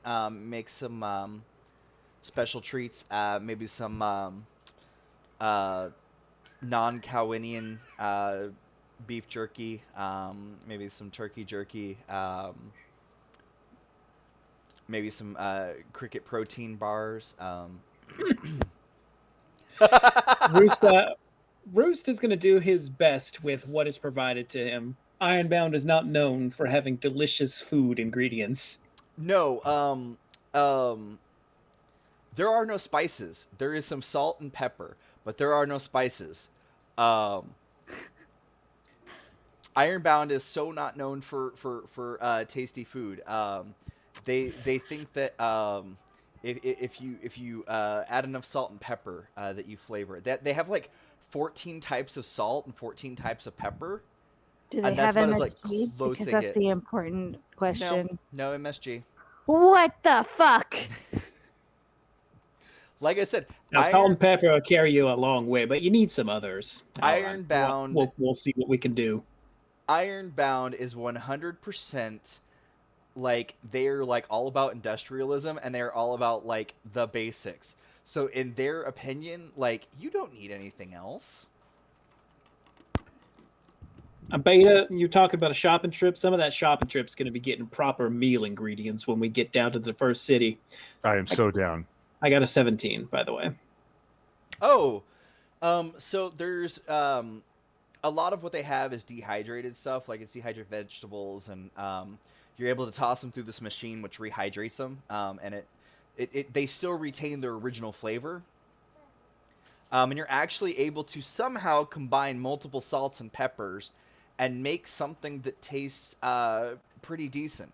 I mean, like, is eggs an option? Can I rehydrate eggs and do scrambled eggs? Because, like, if you can do vegetables, just make an omelet with some salt and pepper. No, yeah, though there are some eggs. It's egg powder. So you're able to basically rehydrate them, so to speak, and make an omelet, scrambled eggs, whatever you want to do, with some vegetables. They have like 40 different types of vegetables available, so you're able to make a very delicious, with your 17, you're able to make a very delicious meal. You're all actually kind of shocked, like when you get this egg dish and you take a couple bites, like you're surprised there are flavors there. Like you almost feel like you're tasting some basil, but there, you know for a fact that Ironbound has no basil. Oh, this is fantastic. Eat up. There's plenty. I make enough for everyone. So like, why can't I remember? Penjani has not reached us yet, but I'm making enough, assuming he is going to reach us within a short amount of time. Oh, I'm sorry. I misspoke there. Are you cooking in the kitchenette, or did you go down to the galley to cook? Oh, that's right. We're going down to the galley to cook. Galley. So Okay. we would probably wait for Penjani to reach us first, since he does not have a communicator to know where we went. Y'all would actually intersect. Like, as Penjani is, like, running up super giddy, you're like, food! And That's good. I like food. Food is great. Fun fact: food costs money, and it's real hard to pay for food without money. So let's go. I'm not going to charge you anything for breakfast. Good. after I looking... couldn't pay you. After looking at everything, y'all do realize that y'all have roughly 2 months of ingredients. but like I said, there are no. Ironbound's idea of spices and herbs is like pink salt and red salt and some kind of spicy pepper infused. Like there's a little bit of stuff that kind of has a little bit of flavor to it, but like it's you're not actually getting like a full like jalapeno or habanero. They have green flavor in it. peppercorns. It could taste like Fruit Loops, spicy Fruit Loops. Yeah, no, they have a lot of different things on there. You're able to get like some okay flavors, but Roost, your heart sinks when you taste it. You realize that you do need those spices and herbs. Oh, Roost is happy to make something that people seem to be enjoying, and it's fine. It's better than a protein bar, but he's so crestfallen on the inside at what his potential is with this kitchen. Yeah, no, the kitchen is like honestly like beautiful. Which, by the way, Ark, when you take a peek inside the kitchen, you realize the potential for some of this machinery. Oh man, I think I lucked out, guys. I think I picked the best day to try and do Become this. a pirate. Yeah, you Little know. tear wells up in his eyes. Like this is the best day ever, guys. What'd you find in engineering? I've got a mouthful of eggs. What didn't I find is the better question. There's like, so you say that with the mouthful, like there's a sharp rap of a fork on the table, and it points, Beta, don't you talk with your mouth full. Bovine was about to say something, immediately closes his mouth and is like, never mind, I'm good. Sorry. Forgot my manners. I don't think it's worth cutting a man over, personally. But, yeah, no, there's tons of great stuff in there. They've still got all of the old equipment from whatever the old layout was in there. They've got portable fusion canisters. I haven't actually seen one of those. I just know that it exists. I love it here.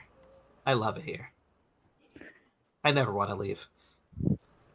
We're not leaving, right? Like we're keeping the ship. Well, yeah. We have no what's going intention on? of giving the ship back. What Okay, happened with great. that alarm and everything? You went to the cockpit.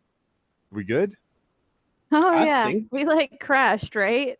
It was the darndest thing.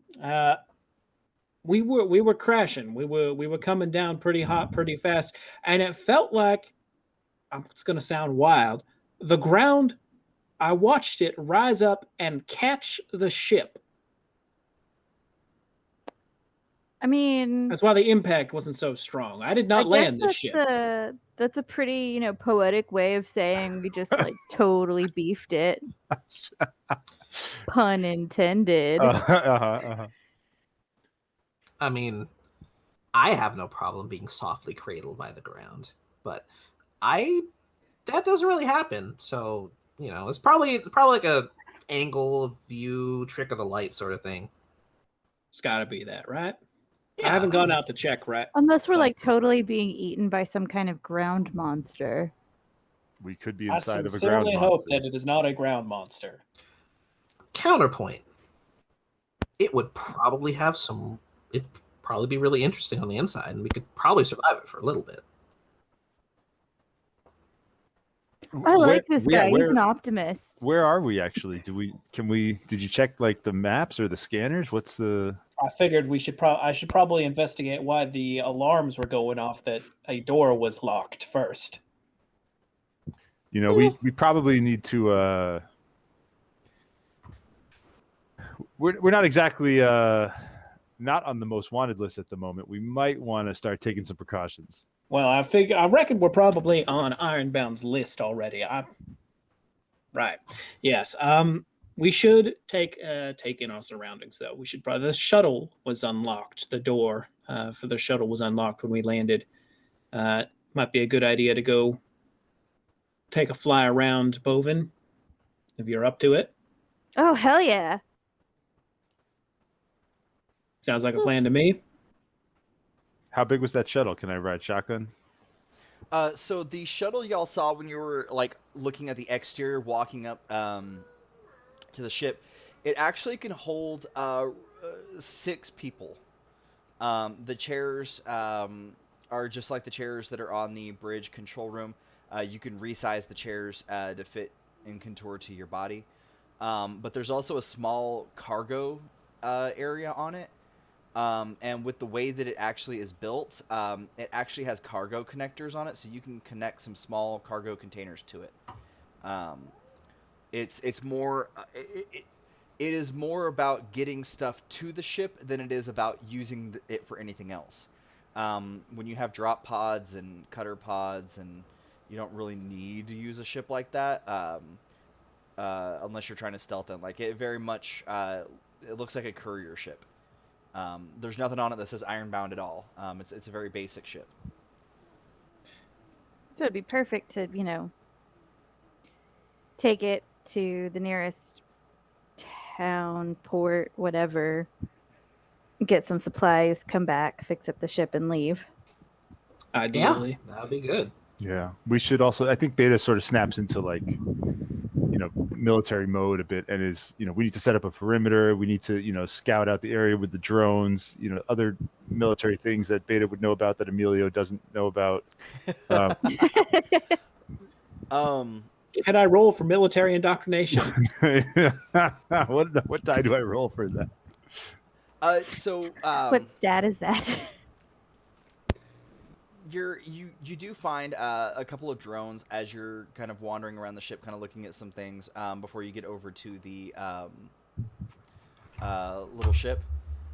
You do notice that there are drones that you can access, and they've got 3 modes. Either patrol, so they'll kind of monitor everything around the ship, taking a look at people that are coming and going. However, you haven't had a chance to program it so that y'all are friendly, so it may or may not recognize you. In that, you do know that is a military person.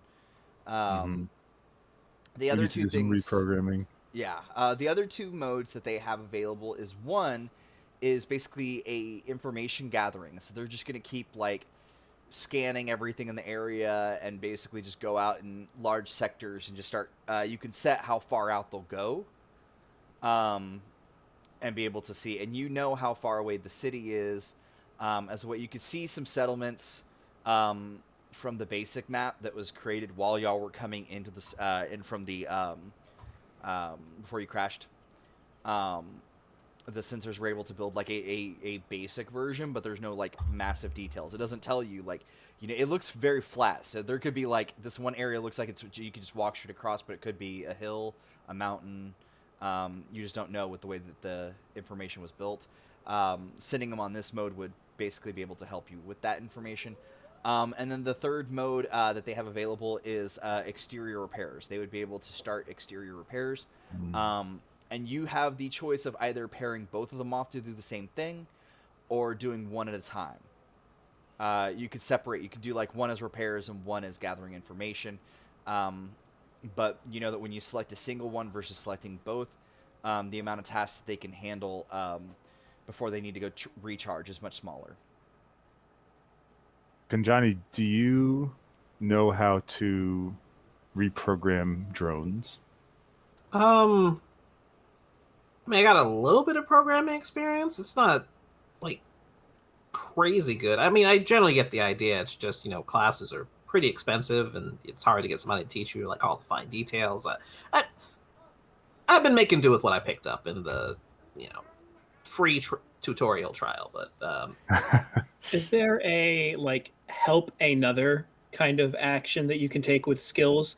Like if good question. Penjani and Roost both were rolling programming, is there like a one of us rolls as the base roll and the other modifies, or is that just not a mechanic interaction in this game? I want to say there is something like that, but my brain is blanking on. Am I muted? No. Okay. You're not. Where's your sign?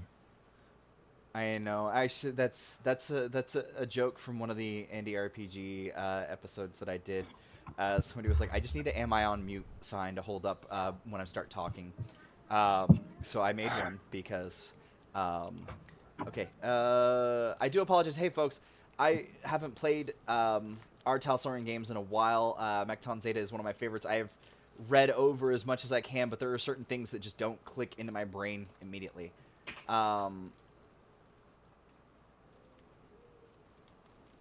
Yeah, so maybe it makes sense for Roost and Penjani to kind of work on some of the drones and the ship systems, and then Bovine and I can go take the shuttle and scout it out a bit.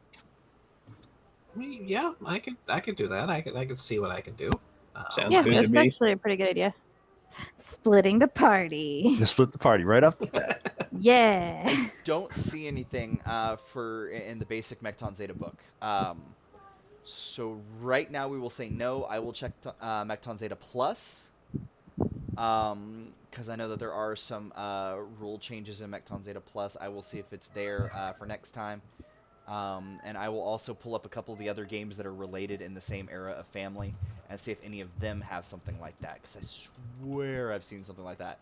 But I've also been You're at free. this... You're free to rule it if you like. You could just, Yeah, you could just... if I can't find something, I will probably potentially house rule because I do like the helping another thing. Okay. So should we just both roll if we're going to do that? You know what? Let's do this. If you are getting assistance from another person, you can add their skill points, not their stat, but you get to add their skill points to your roll. That's a real quick, clean version. That's actually from a different system as well. Nice. That we will see how this rolls. So Ark, if you will go ahead and click on I blanked. Y'all were gonna try and reprogram the drones, or Yeah. okay.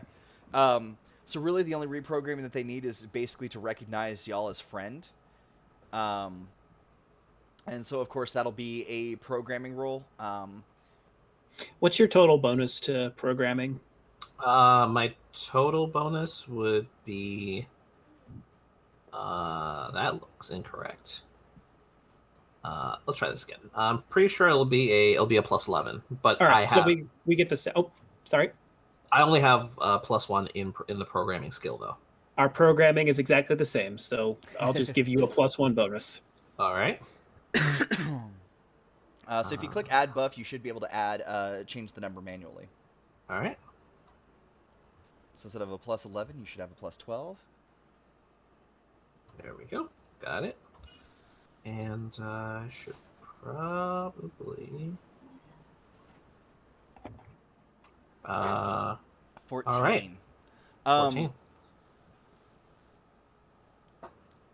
So you're able to reprogram the drones themselves, but you're not able to reprogram the database that it accesses. So basically, it's a program that sits on the drones itself that will recognize y'all as friends. But what you do know is that once they go back to recharge, they won't recognize y'all as friends anymore. Okay. So setting them in regards to military action, like guarding the ship, what you can do is basically set it up, program them so that they can do a military run trying to protect everything,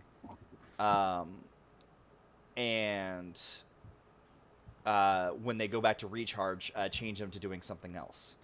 Okay. But it does show that they have about 2 hours before they need to be recharged. You do know that, roughly speaking, even with the shuttle, you are about 45 minutes away from the nearest settlement.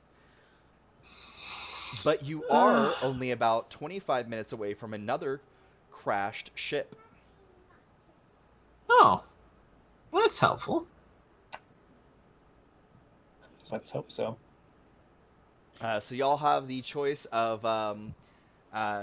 so it's going to be about 2 hours before they recharge. Do you want to just give them one set of tasks and then they recharge and then they hold out? Or do you want to potentially give them 2 tasks each, which give them about 4 hours of work to do?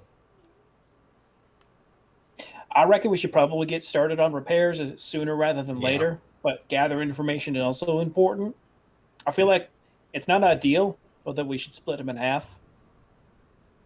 Yeah. I feel like both are just as important, and if we could start working on them at the same time. Yeah. Yeah. Makes a lot of sense. Okay. Are you gonna have them? So you're gonna say drone 1 is on repair. Are you gonna have them repair for 4 hours, or do you want them to switch up to another task after their 2 hours? So there's 2 drones, and right. That's what I'm understanding. 2 drones, and they can do tasks for about 2 hours before they need to recharge. Okay.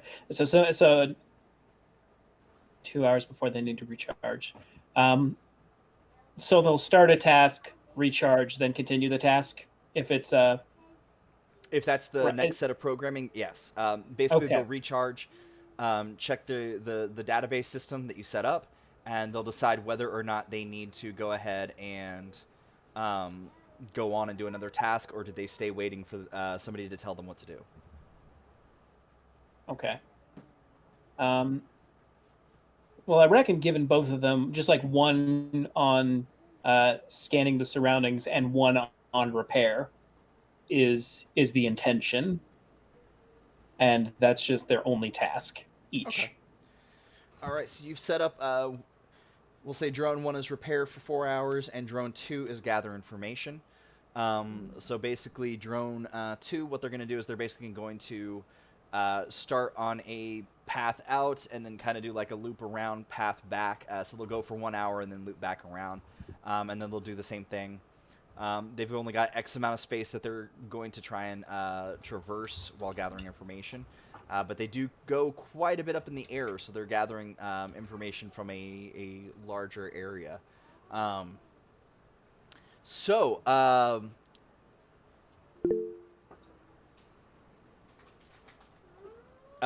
go ahead and need a real quick pilot roll to safely get you out of. All you need to do is pass a 10. Okay. I'm here with my piloting. It's the shuttle piloting. Okay. Oh, my brain just. What is that? The aircraft and shuttle pilot. Yeah.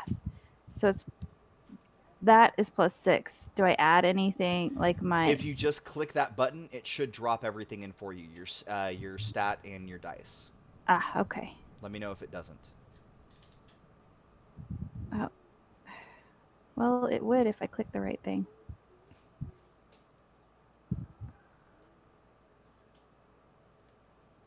It doesn't auto roll, but it adds all that for you, and all you have to do is hit roll. Yeah, I just have to push the right button. You going potty?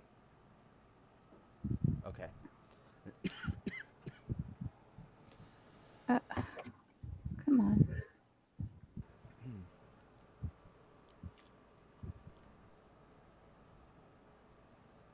Why is it doing this? Doing what?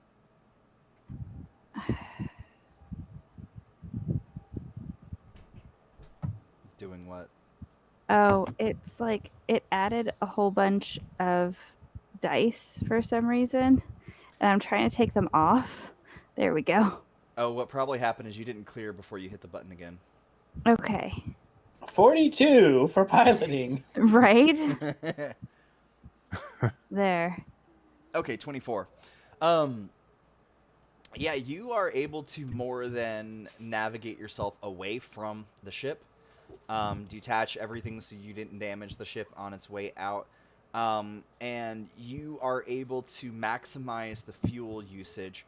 So you are actually going to be able to make it as far as any of the settlements. There's a settlement, like I said, it's about 35 minutes away. Hold on, sorry.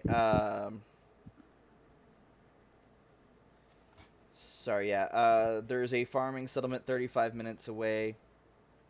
25 minutes away is a crashed ship. And then 45 minutes away in 2 different directions are 2 other farming communities. and then about an hour away is the ruins. Okay. So where do we want to go? Oh, I do apologize. Also, about an hour away is an HII settlement.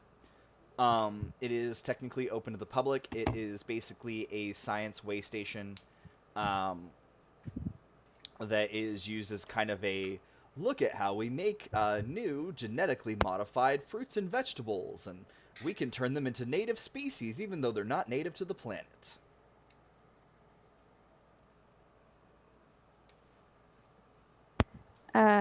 Okay, so where do we want to go?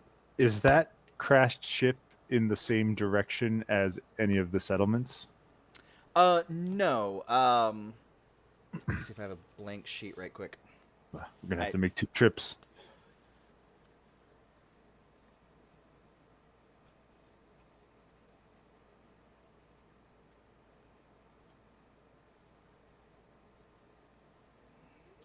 I'm Bovine. I'm really curious about that crash ship, but we probably should get supplies. But like, what if that crash ship has supplies? Are you guys communicating over? I was hoping you. comms I for was hoping you everyone? would Was that say. just with each other. All right, so this is not a very good. So, as you can see, y'all are up here. There's the crash. There is a farming community like a little bit further, but like it's not exactly Not direct. not direct. There's the ruins down here. There's the other farming community up here, and then there's the HII science settlement up there. I have a question. Yes, and y'all do know What- who HII is. Ark, you were not here for that episode. HII is basically like I please don't sue us. Is like Umbrella, mixed with like Monsanto. You're getting sued. And Please, we don't have any money. they do things like terraforming, and they basically are. It's all about medical and health based stuff. In fact, the pods in the medical bay here had HII logos slapped on them. Like they're good at what they do, but they're not exactly good. Got it. Nothing like a proud colonist. Look, I wanted to give you guys a bad guy. I mean, Gave us a bad guy. yeah. We shot them. We shot them multiple in the left leg. Yeah. Bump Well, the left leg. Those pirates shot them. You're right. The That's pirates true. shot them. Oh man. I might have to relook at my armor configuration. I might have to just heavily armor my left leg. Oh jeez. Okay. No, but like, what if that crash ship like has stuff on it? Yeah, it's the closest too. I mean, we could check it out and then shoot over to that farm area if there's nothing going on. So there True. is True. like there are some other farming communities, but they are quite a bit smaller. Those are just like the largest ones according to the map that y'all have. And then it's about 2 hours away. Like the absolute opposite direction of where y'all are is the city. It's a Okay. spaceport, and it's got like a few million people there. I was just reminded of my question. What happened to that piece of paper? Why is it like that? Oh, look. Sometimes I crumple paper when I am upset about things. All right. Oh, okay. Question. Yes. I guess the question is for Beta and Bovine. Are you guys just talking about this with yourselves, or are you talking over comms when you're deciding where you want to go? I would assume that Bovin always has comms on just because he forgets. He's always up. Yeah. His So mic's always hot.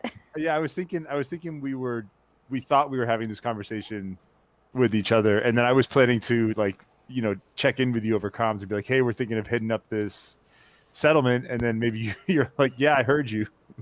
And so you check in on comms, like, yeah, I heard Bovine. Tell him his comms are still on. Oh, Bovine, you left your comms on again. Oh, yeah. Well, if you want to check out the wreck, go for it. But if you see anybody there, be careful. Yeah. Maybe we should have a. Don't worry, we're heavily armed with these guns. Bovine, if they have plasma weaponry, they will shoot you, and you are covered in muscle and not battle armor. So Beta looks over when Bovine says that, and you look over at like Not where Bovine. Sorry, Bovine. No, sorry, I missed Oh, no. or to RPG Hour. They're Oh, saying that I it's thought that I said it wrong. Bovine. No, Oh, they Bovine. said Bovine. It's Bovine. And his friends call him Bovie. So Beta, you look over and you realize that the panel where weapons would be, they're actually gravitics controls for the for connecting additional cargo containers to the vessel. So like your brain immediately goes to realizing that like there's no weapons on this ship. This thing has no. We're not armed.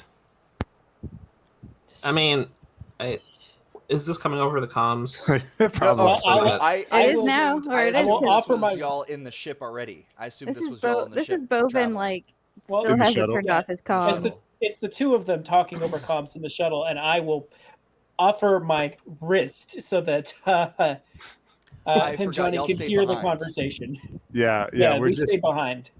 we've Wait, just butt dialed you guys. Wasn't for, there like a weapons room on here in this on the main ship? On the big ship, yeah. There was a weapons room in the big ship, but oh my god, we didn't check the shuttle. Yep.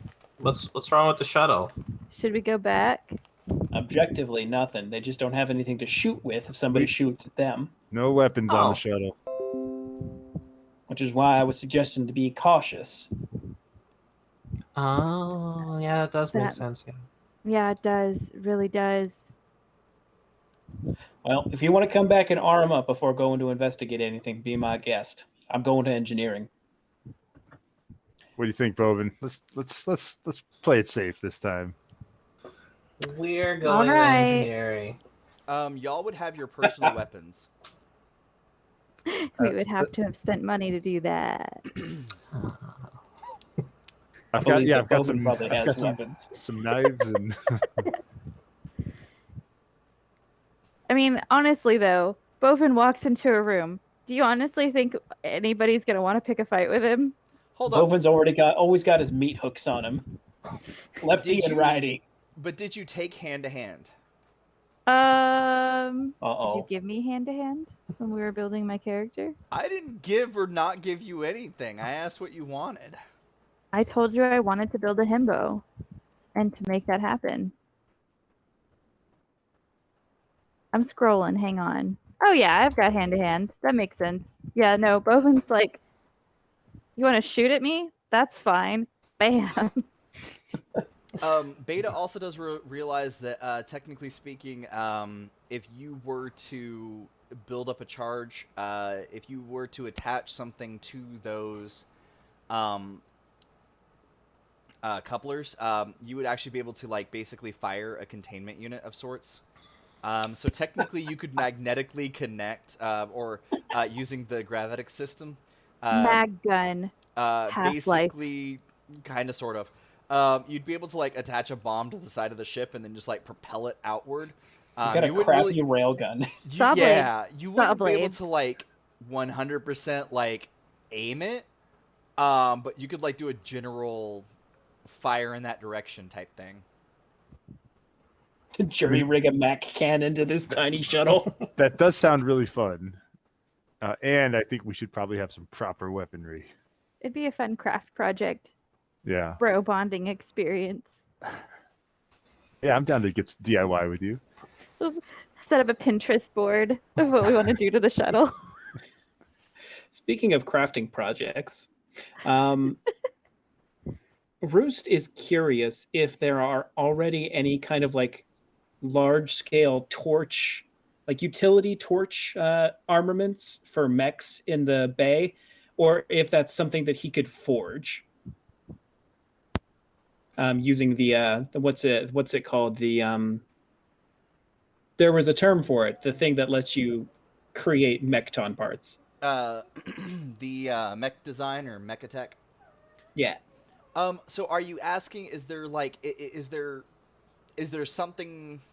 Are you asking if there is a weaponized torch that's the size of what a Mekton would handle? Essentially. Okay. No, it's sort of standard missiles and axes and like there's melee and there's ranged armaments, but nothing really exactly torch like. Can you build something? Absolutely. And right. the thing is that like there's multiple ways to power it. You can use like the gas powering that like the little torches use. You can basically there are canisters in there that you realize that you could probably retrofit to instead of holding the normal material that they do that, or you can build some kind of fusion torch. Probably going to try to build some kind of fusion torch. Roost wants to go to the take a mech to the outside of the hull and burn off the word Ironbound and whatever the name of this ship was originally, and just scrub it from the hull.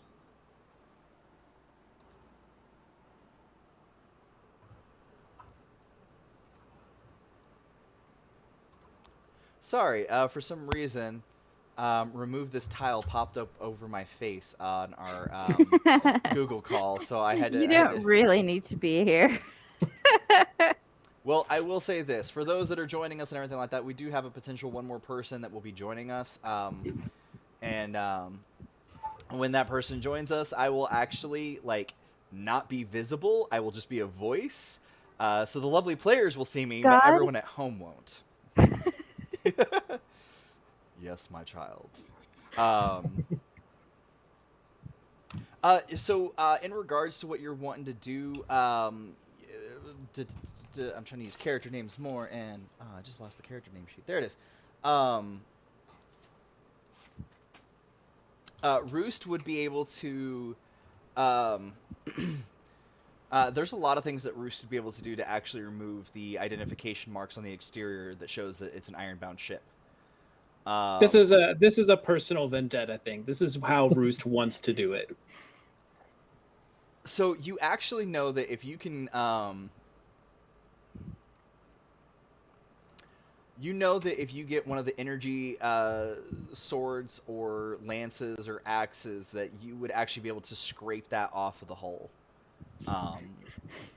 There's All some right. Roost on some scaffolding with the blade like angled, so just No. shaving it off. No. The Mekton would be able to. It's a slanted. It's sort of pyramid-esque in design. Okay.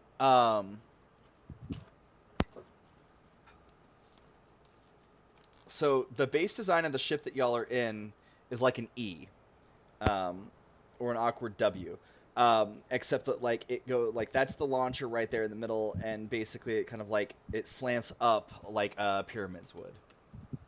Okay. I can't think of. There's another design term, rather than saying like pyramid every single time, and I can't think of what that design term is, but but no. Also, fun fact: you do see a couple of the epoxy guns, which are a very fun type of weapon. I'm trying to see. Yeah, there are no Nova swords. But there are a lot of different kinds of beam cannons, pulse cannons. Like there's a lot of different kinds of energy weapons that you'd be able to like have a Mekton like grab and use and be able to like peel that off on the exterior. But you would have to find a shipyard to basically get them to do a proper repaint and clean it up, so to speak. It doesn't need to be pretty. So, yeah, that's. I think Roost is going to get set up to do that. Okay. Because of the delicate nature of trying to scrape something off of a hull, you are going to have to give me a roll to do so, because we got to make sure that you're not going to be damaging. So are you going to use a projectile, a range type weapon, like a beam weapon, or are you going to use like a melee energy weapon?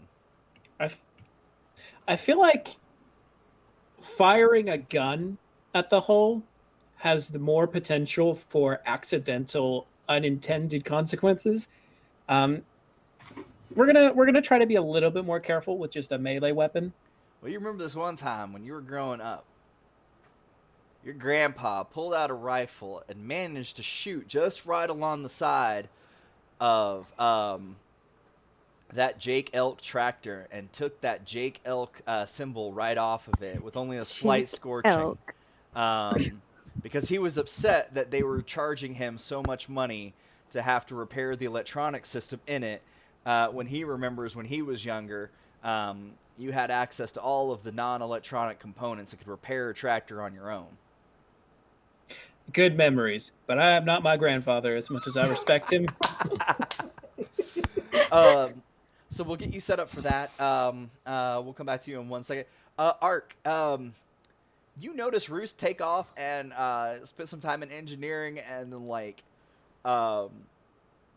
the engineering bay door, you hear it open up, and then you hear Roost powering up a Mekton.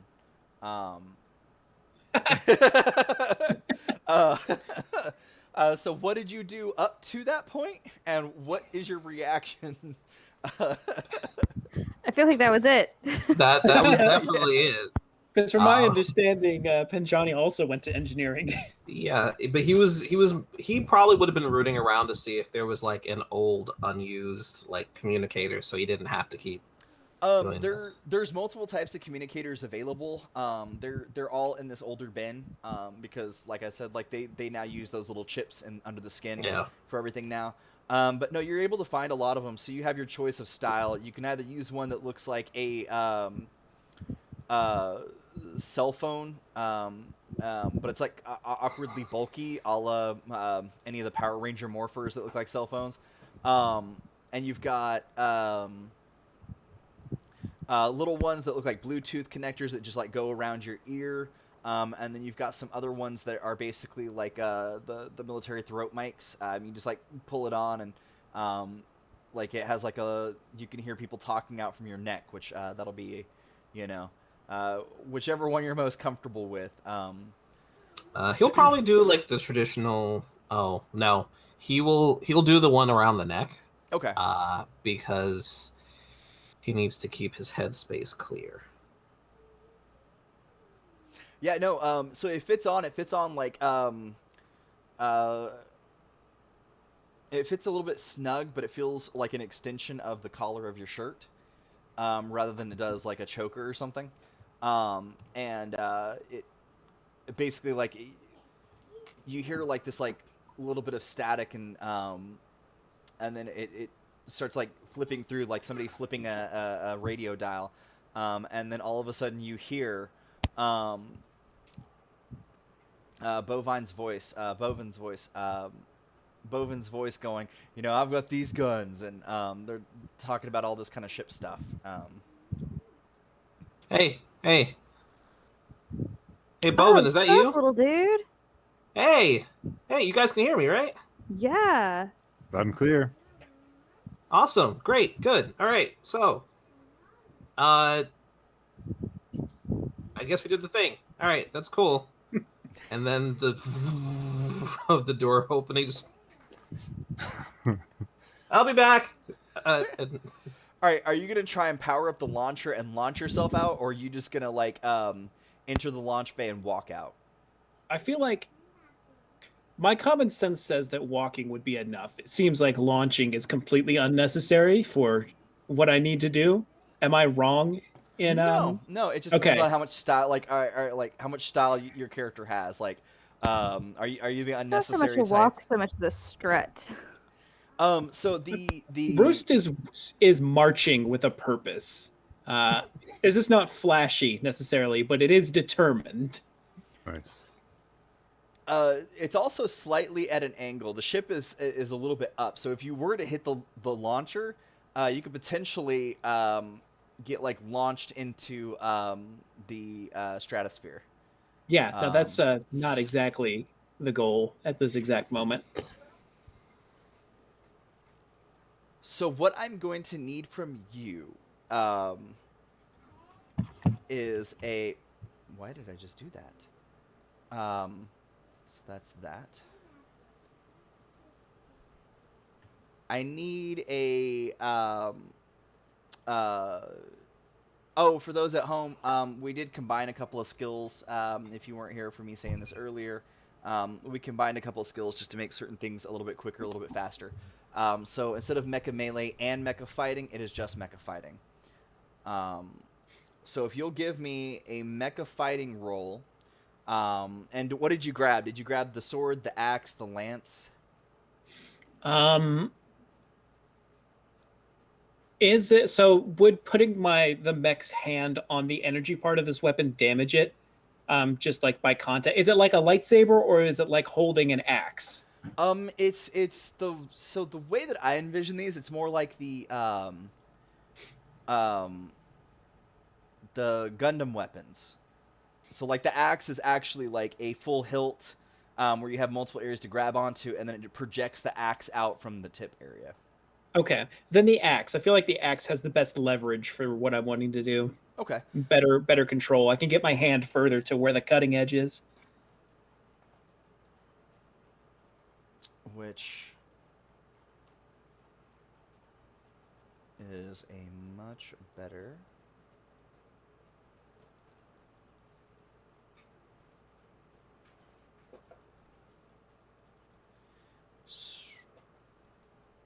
The lance, just stab it repeatedly with the tip of the lance until it goes away.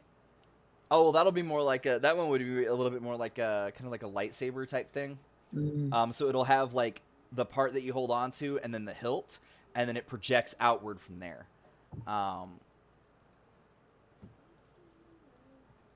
So we need a roll from you, which will gotta make sure that I've got all the modifiers and everything.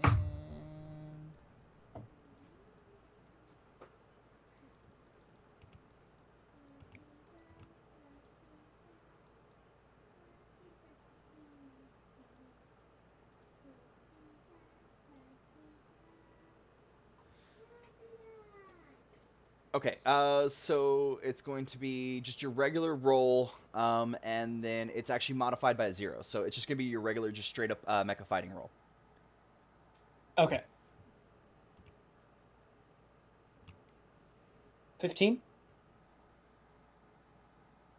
Nice. So the ship needs a little bit of repair, but it's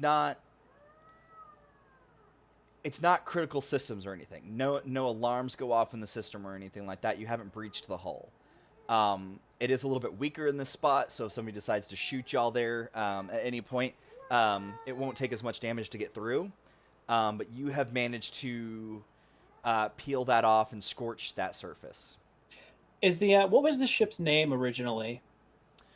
So Ironbound doesn't do names. Exactly. That's right. They do numbers, don't they? Yeah, they do. They do like a designation thing, which it would be like IB, and then it would be based on like where their home port is. You know, so like space station would be like SS, and then like home base or medical base, or depending on what kind of base they come from, will be those initial letters, and then some form of numbers and letters after that. But theirs actually was just IB dash and then a set of numbers and letters. So it, for whatever reason, this one didn't have a home base.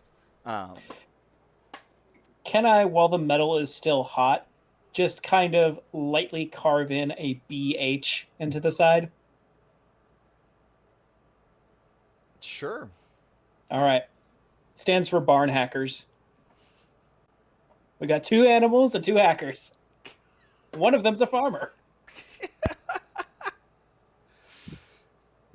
Dude, your name should have been Donald.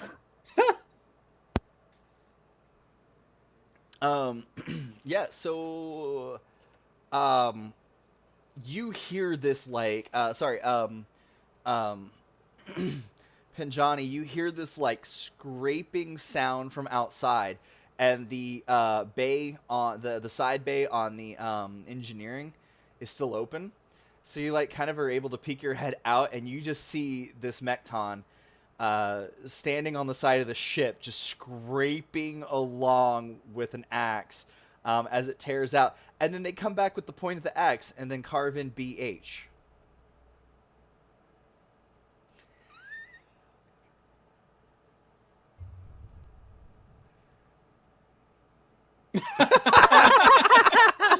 Click. For those that are going to be listening to the podcast version, Penjani basically stuck their head out the side, pulled back in, stuck their head back out, and took a picture. Or was that a video? Yes. It was a picture. It was a picture. He's like, you know, Just I wouldn't remember, you're believe it if getting I'd free seen it. stuff. Picture's worth 1,000 words, and I don't have any words for this. But no, that's all. After graffitiing, Roost is gonna come back in and power down the mech. And, Okay. and Penjani's just booking it so that he doesn't get squashed. Now, mechs, they don't need anything to recognize that somebody's getting in them. Ironbound, basically, a lot of the mechs, unless it asked you on startup, did you want to specify this mech to a specific chip? And of course, you selected no. So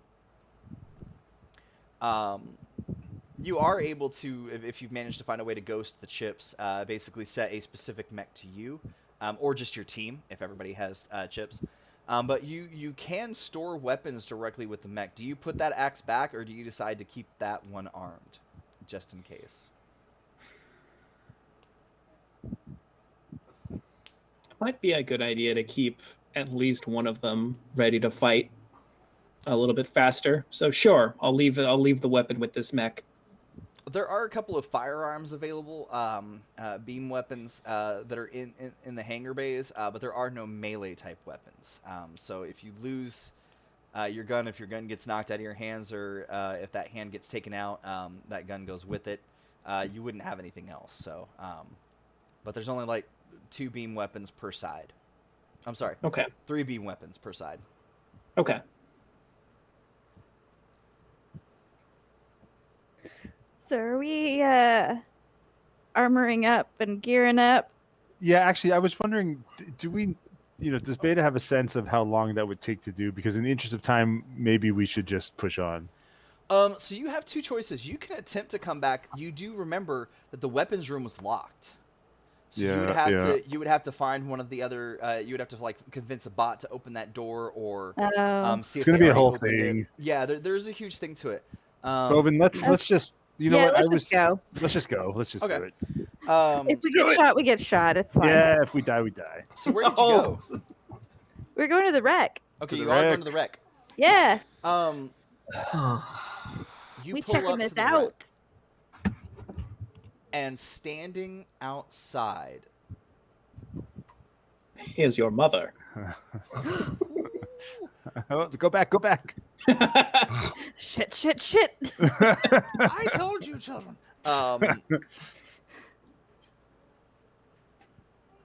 You are met by a Kenyan at the door.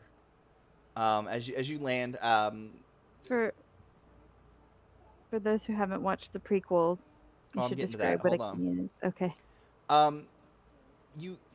As you kind of land, you see this person standing at the door, and they're a Kenyan, and out from behind them, a Gurren walks out, I'm echoing on somebody. I don't know what's going on. Okay, I don't hear it anymore. No, I hear it again. Is it me? I don't know. I don't hear it anymore. I don't know who did what, but it worked. Um, so a Kinian is a humanoid dart frog, and a Gurin is a humanoid beetle. They're both wearing some armor.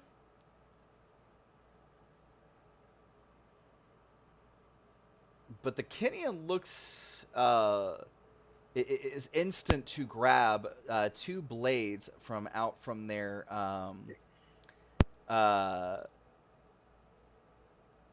holsters.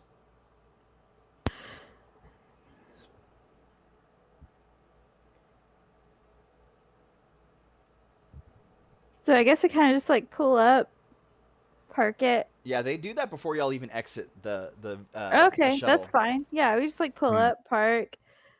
They're like, hey, let me handle this. And shuttle doors open up, and Bovin's just gonna kind of like strut out. Be like, hey, sup, guys? I'll be behind cautiously.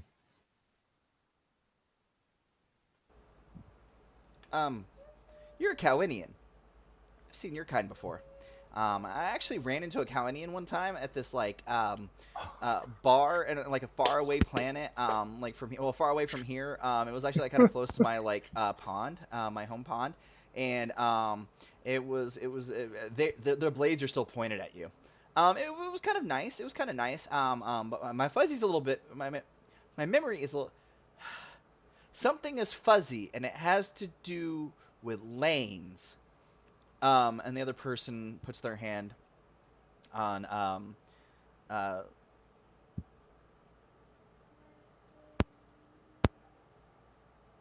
gosh, my brain is just dying here. The Kenyan's shoulder or something. On darts. The Kinian shoulder. I apologize. My name is Darvos, and this is my friend Dart. Ah. They recently went through a traumatic event, so. Oh no, my bad. Well, I'm Bovine. This is my bud, and yeah, we just came by to check out the place. Looks pretty cool. Bud, that's an unusual name. But Bovine. Like what you call some cattle on some planets. Huh, that's good. That's good. We don't call them that here though. No, the ones here can shift and shape the world. It's really interesting. When they stomp, they can move the ground up or down, and it's not just like they're heavy because they're large creatures because like they're the size of like elephants on other planets, but they look like giant oxes, but they have a trunk. Do they ever? I just butt in now. Do they ever like catch ships? I don't know. Do I know this? Darvos just kind of like pats.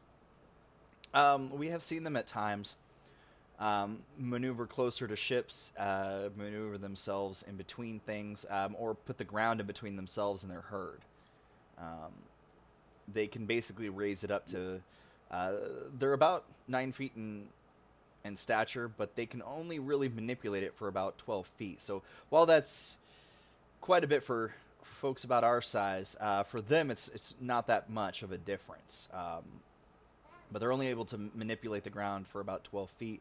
If you get the herds moving, you'll actually see them trample through, build natural bridges over water, doing this.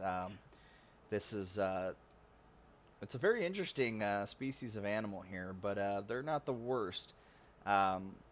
You do have to be careful. There is a creature that looks like a large fox. They're about the size of these things called lions. I don't know if you've seen a lion before, but We just call them firefoxes. Because they can breathe fire.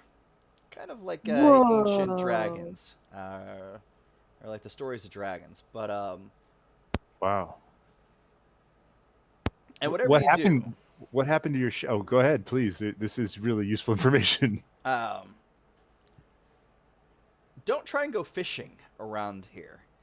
The creeks and lakes are full of a large creature that sort of looks like a... they're about the size of a horse, but they have 4 fins that they use to maneuver around. Kind of like a giant seal almost, but like a little more fishy. They're kind of hard to describe until you see them.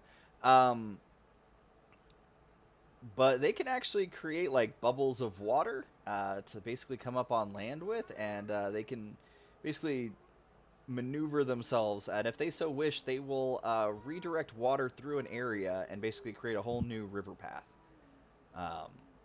That is Sweet. really cool. It's cool until you try and fish in their waters, and then they destroy your shuttle. Oh, whoa! Is that what happened, to you guys? Yeah. What happened This here? no. We were in the fight with some very very horrible, absolutely bad pirate type people. What do you mean pirate type people? We're pirate type people. I thought we were pirate type people. We're the pirates. We're the Pirates of Sileni. Yo, we're like pirates too. We're like new pirates. We just became pirates. So yo, respect. Bovine, maybe. Bovin's gonna go to give the little frog a high five, like yo. Chelsea, no, you can't trust anyone, not even yourself. How high do you hold your hand up? Well, you know, like this because So this This is a- this Kenyan dart is roughly about like 4.5 feet tallish. Yeah, dart was somewhere in small. that. And so like but like Oh, my they also bad. still have like they've turned their sword around, so they're trying to hit like your hand with the sword hilt. oh, nice. They gotta have some hops though. They're a frog. Yeah, right. Kind of. They're frog. He seems a little flustered and like not used to things. Oh, I was like, oh, my bad, bro, and I like put my hand further down. Now you're patronizing him. He's like, yeah! Sweet. I like high fives. High fives are pretty cool. They're almost as good as hugs, but I'm not allowed to give hugs anymore. Apparently, my hugs can be dangerous because I sometimes secrete poison. And I didn't know this. And I had to learn the difference between venom and poison. I'm also not allowed to bite people, but I'm not venomous. So are you guys okay? I'm trying to quickly both change the subject from yeah. pirates and also venom. Darvos kind of like leans over and goes, I have a feeling that we're in the same boat here. I'm also realizing that this is 4 animal Our people boat's bigger. talking together. Look, if you keep your head down, don't disturb folks, and keep that one maybe a little bit more quiet in public spaces. I don't know what your situation is, but like we're getting our ship fixed and we're getting out of here. Bovin's having a conversation with Dart about dangerous hugs because Bovin understands dangerous hugs. Nice. Bovin has to be careful when hugging people as well. I live in a world of cardboard. Well, thank you. Just you. showing off muscles. Was it Darvos? Thank you for this info. This is really helpful. We're obviously new here. Did I accidentally line up both people Yes. for y'all? You did. Okay. I Did thought do I that. was sure that was on purpose. No. I thought that I grabbed the one that Will played last time. I'm so sorry. I did not mean to line it up. How Now is it that talking to dingus is yourselves? inside getting punished Yeah, it's for all his getting fault. Dart killed. It's all his fault. Mm-hmm.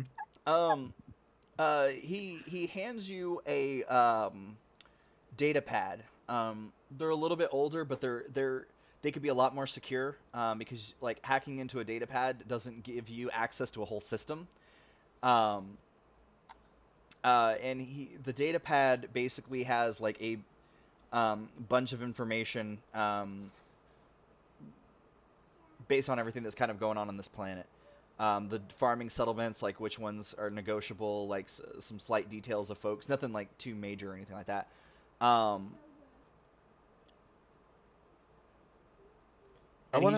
He trades it.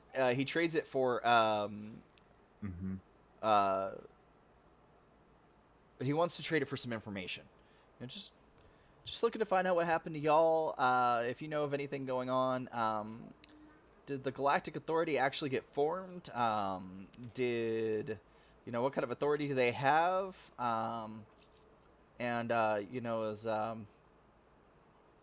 Do you know if Ironbound has released any new information about the new contracts or folks that they're hunting or anything?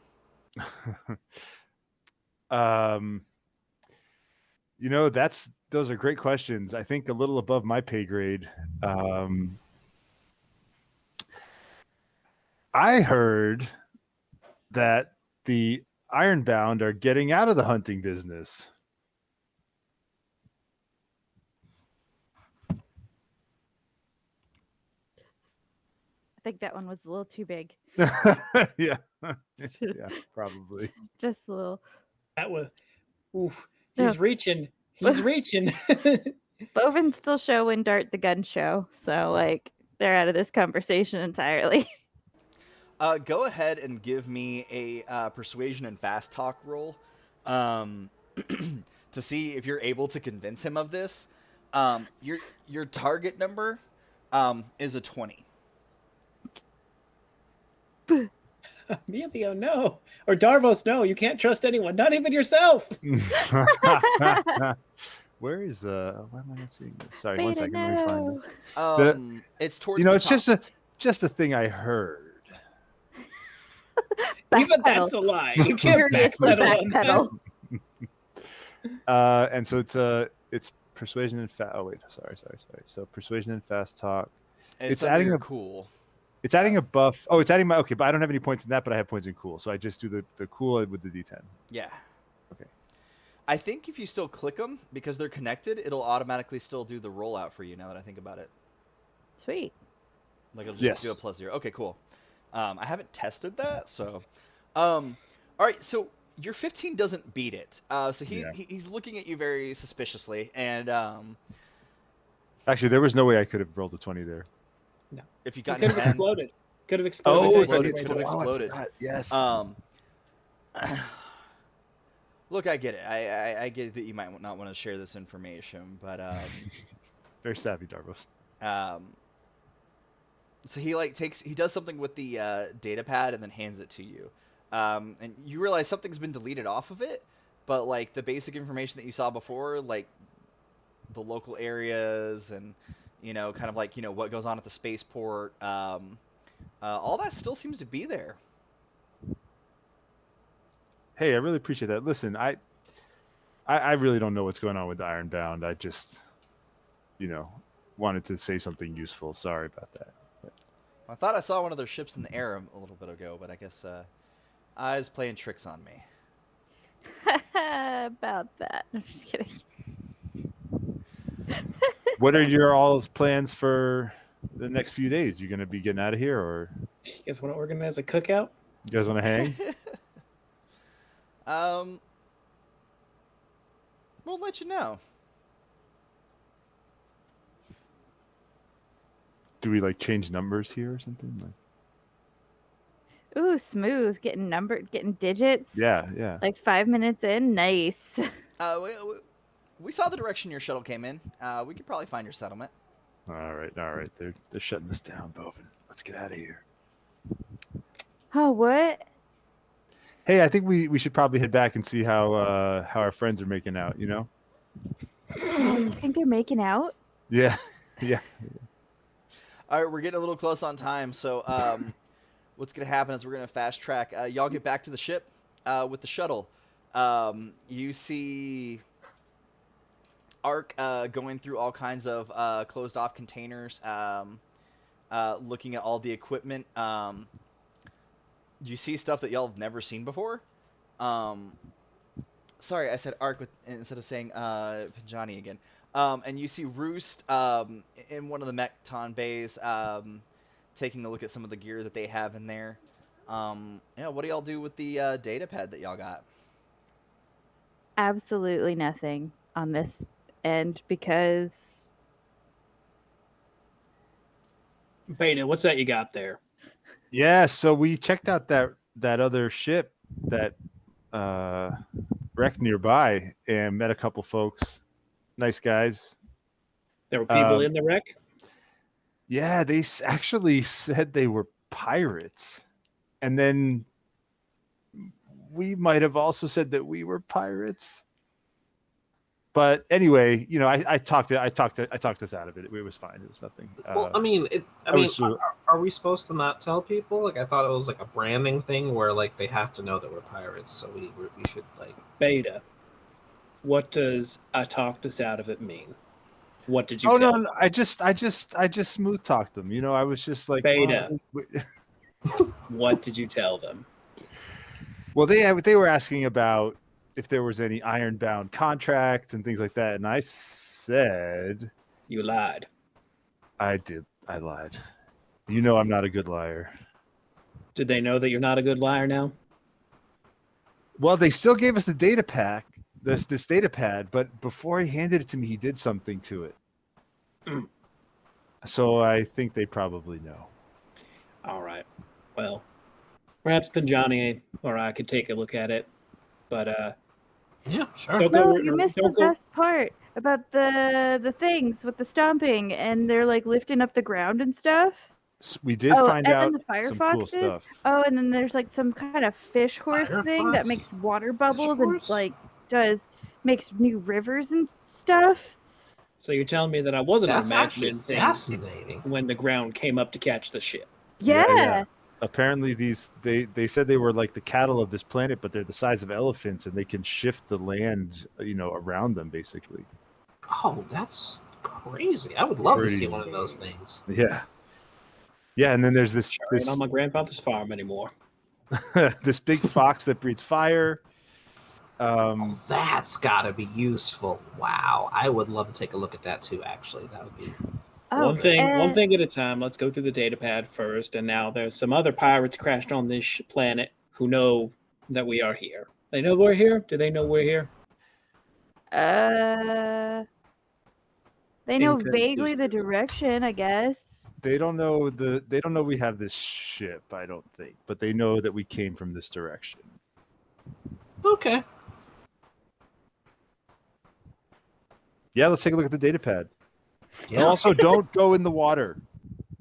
Why not? There are like big, giant fish mammal monsters that create new waterways by breathing or something. So the fish are weird, and the animals, the land animals, there we go, are weird. Got it. Yeah. Okay.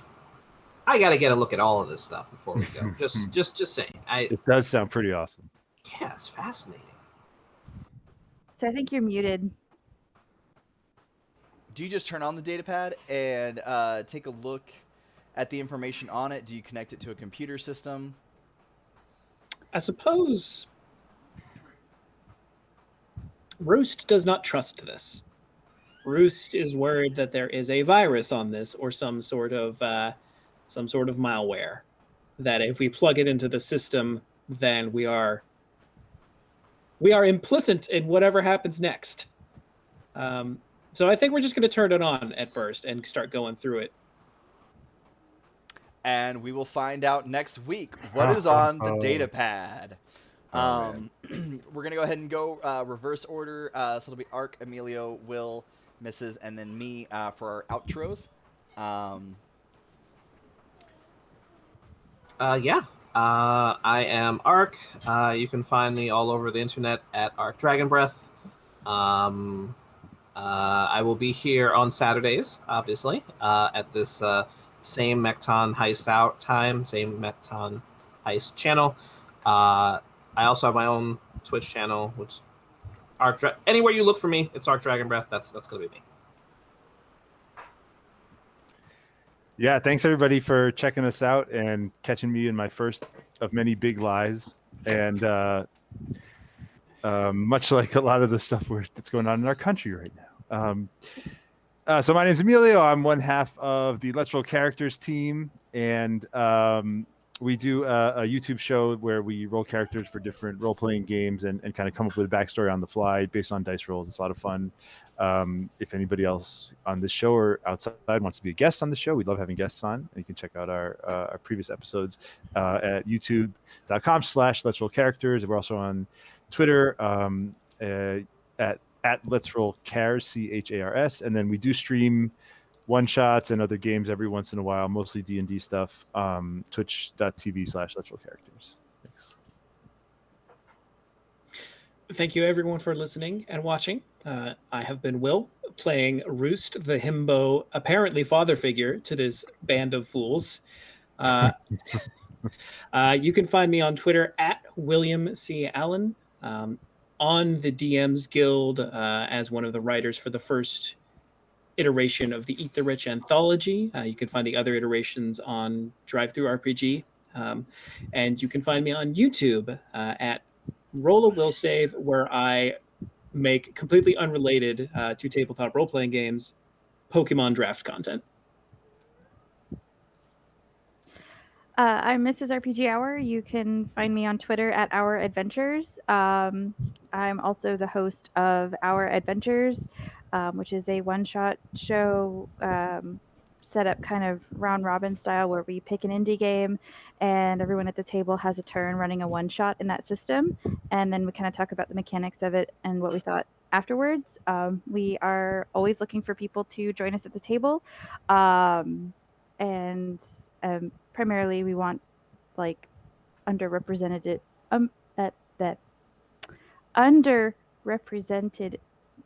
individuals at the table, just because it tends to make for a better game. Yeah, come play fun games. And this is Mekton Heist, a Mekton Zeta actual play, which is a part of the RPG Hour Studios family of shows. We do have quite a few things out right now. RPG Hour started as a podcast that did a lot of actual plays. You can go back and find the old episodes. We still do host on Friday nights Indie RPG Hour. Those episodes get turned into podcasts and get released on the RPG Hour podcast. So if you go look up RPG Hour, you can find those episodes. There is a little bit of a backlog. I've got some stuff that I'm trying to fix with getting those edited and out. As you can tell from the beginning of this episode, I sometimes forget to turn on audio. And I even have a sticky note telling me to do so. As Mrs. already talked about, Our Adventures is a rotating show, potentially rotating cast depending on who's interested in playing it. It is also just a podcast. There are some old episodes up. I have some stuff that I'm still getting edited and out for that. Wednesday nights, returning in July, is Routes Unknown, which is a Monster of the Week actual play. We have 2 new cast members that are joining that were not a part of Season 1. So we're definitely excited that we're going to have some additional people. We're actually still auditioning for that, so to speak. So if you're interested, you have first and third Wednesdays open and available at the 8 to 10 p.m. Central time slot. And you are Black, Indigenous, or mixed POC, please apply. Those are the spots. That's what we're filling with those 2 spots. We also have a podcast, Star Wars Legacies, which is a ongoing campaign that started about the Clone Wars era and is going to go in and based on what the players do and what happens in the background, it will shape and change and be different from what you know from main Star Wars media. We also have, of course, this show every Saturday for an ongoing little while.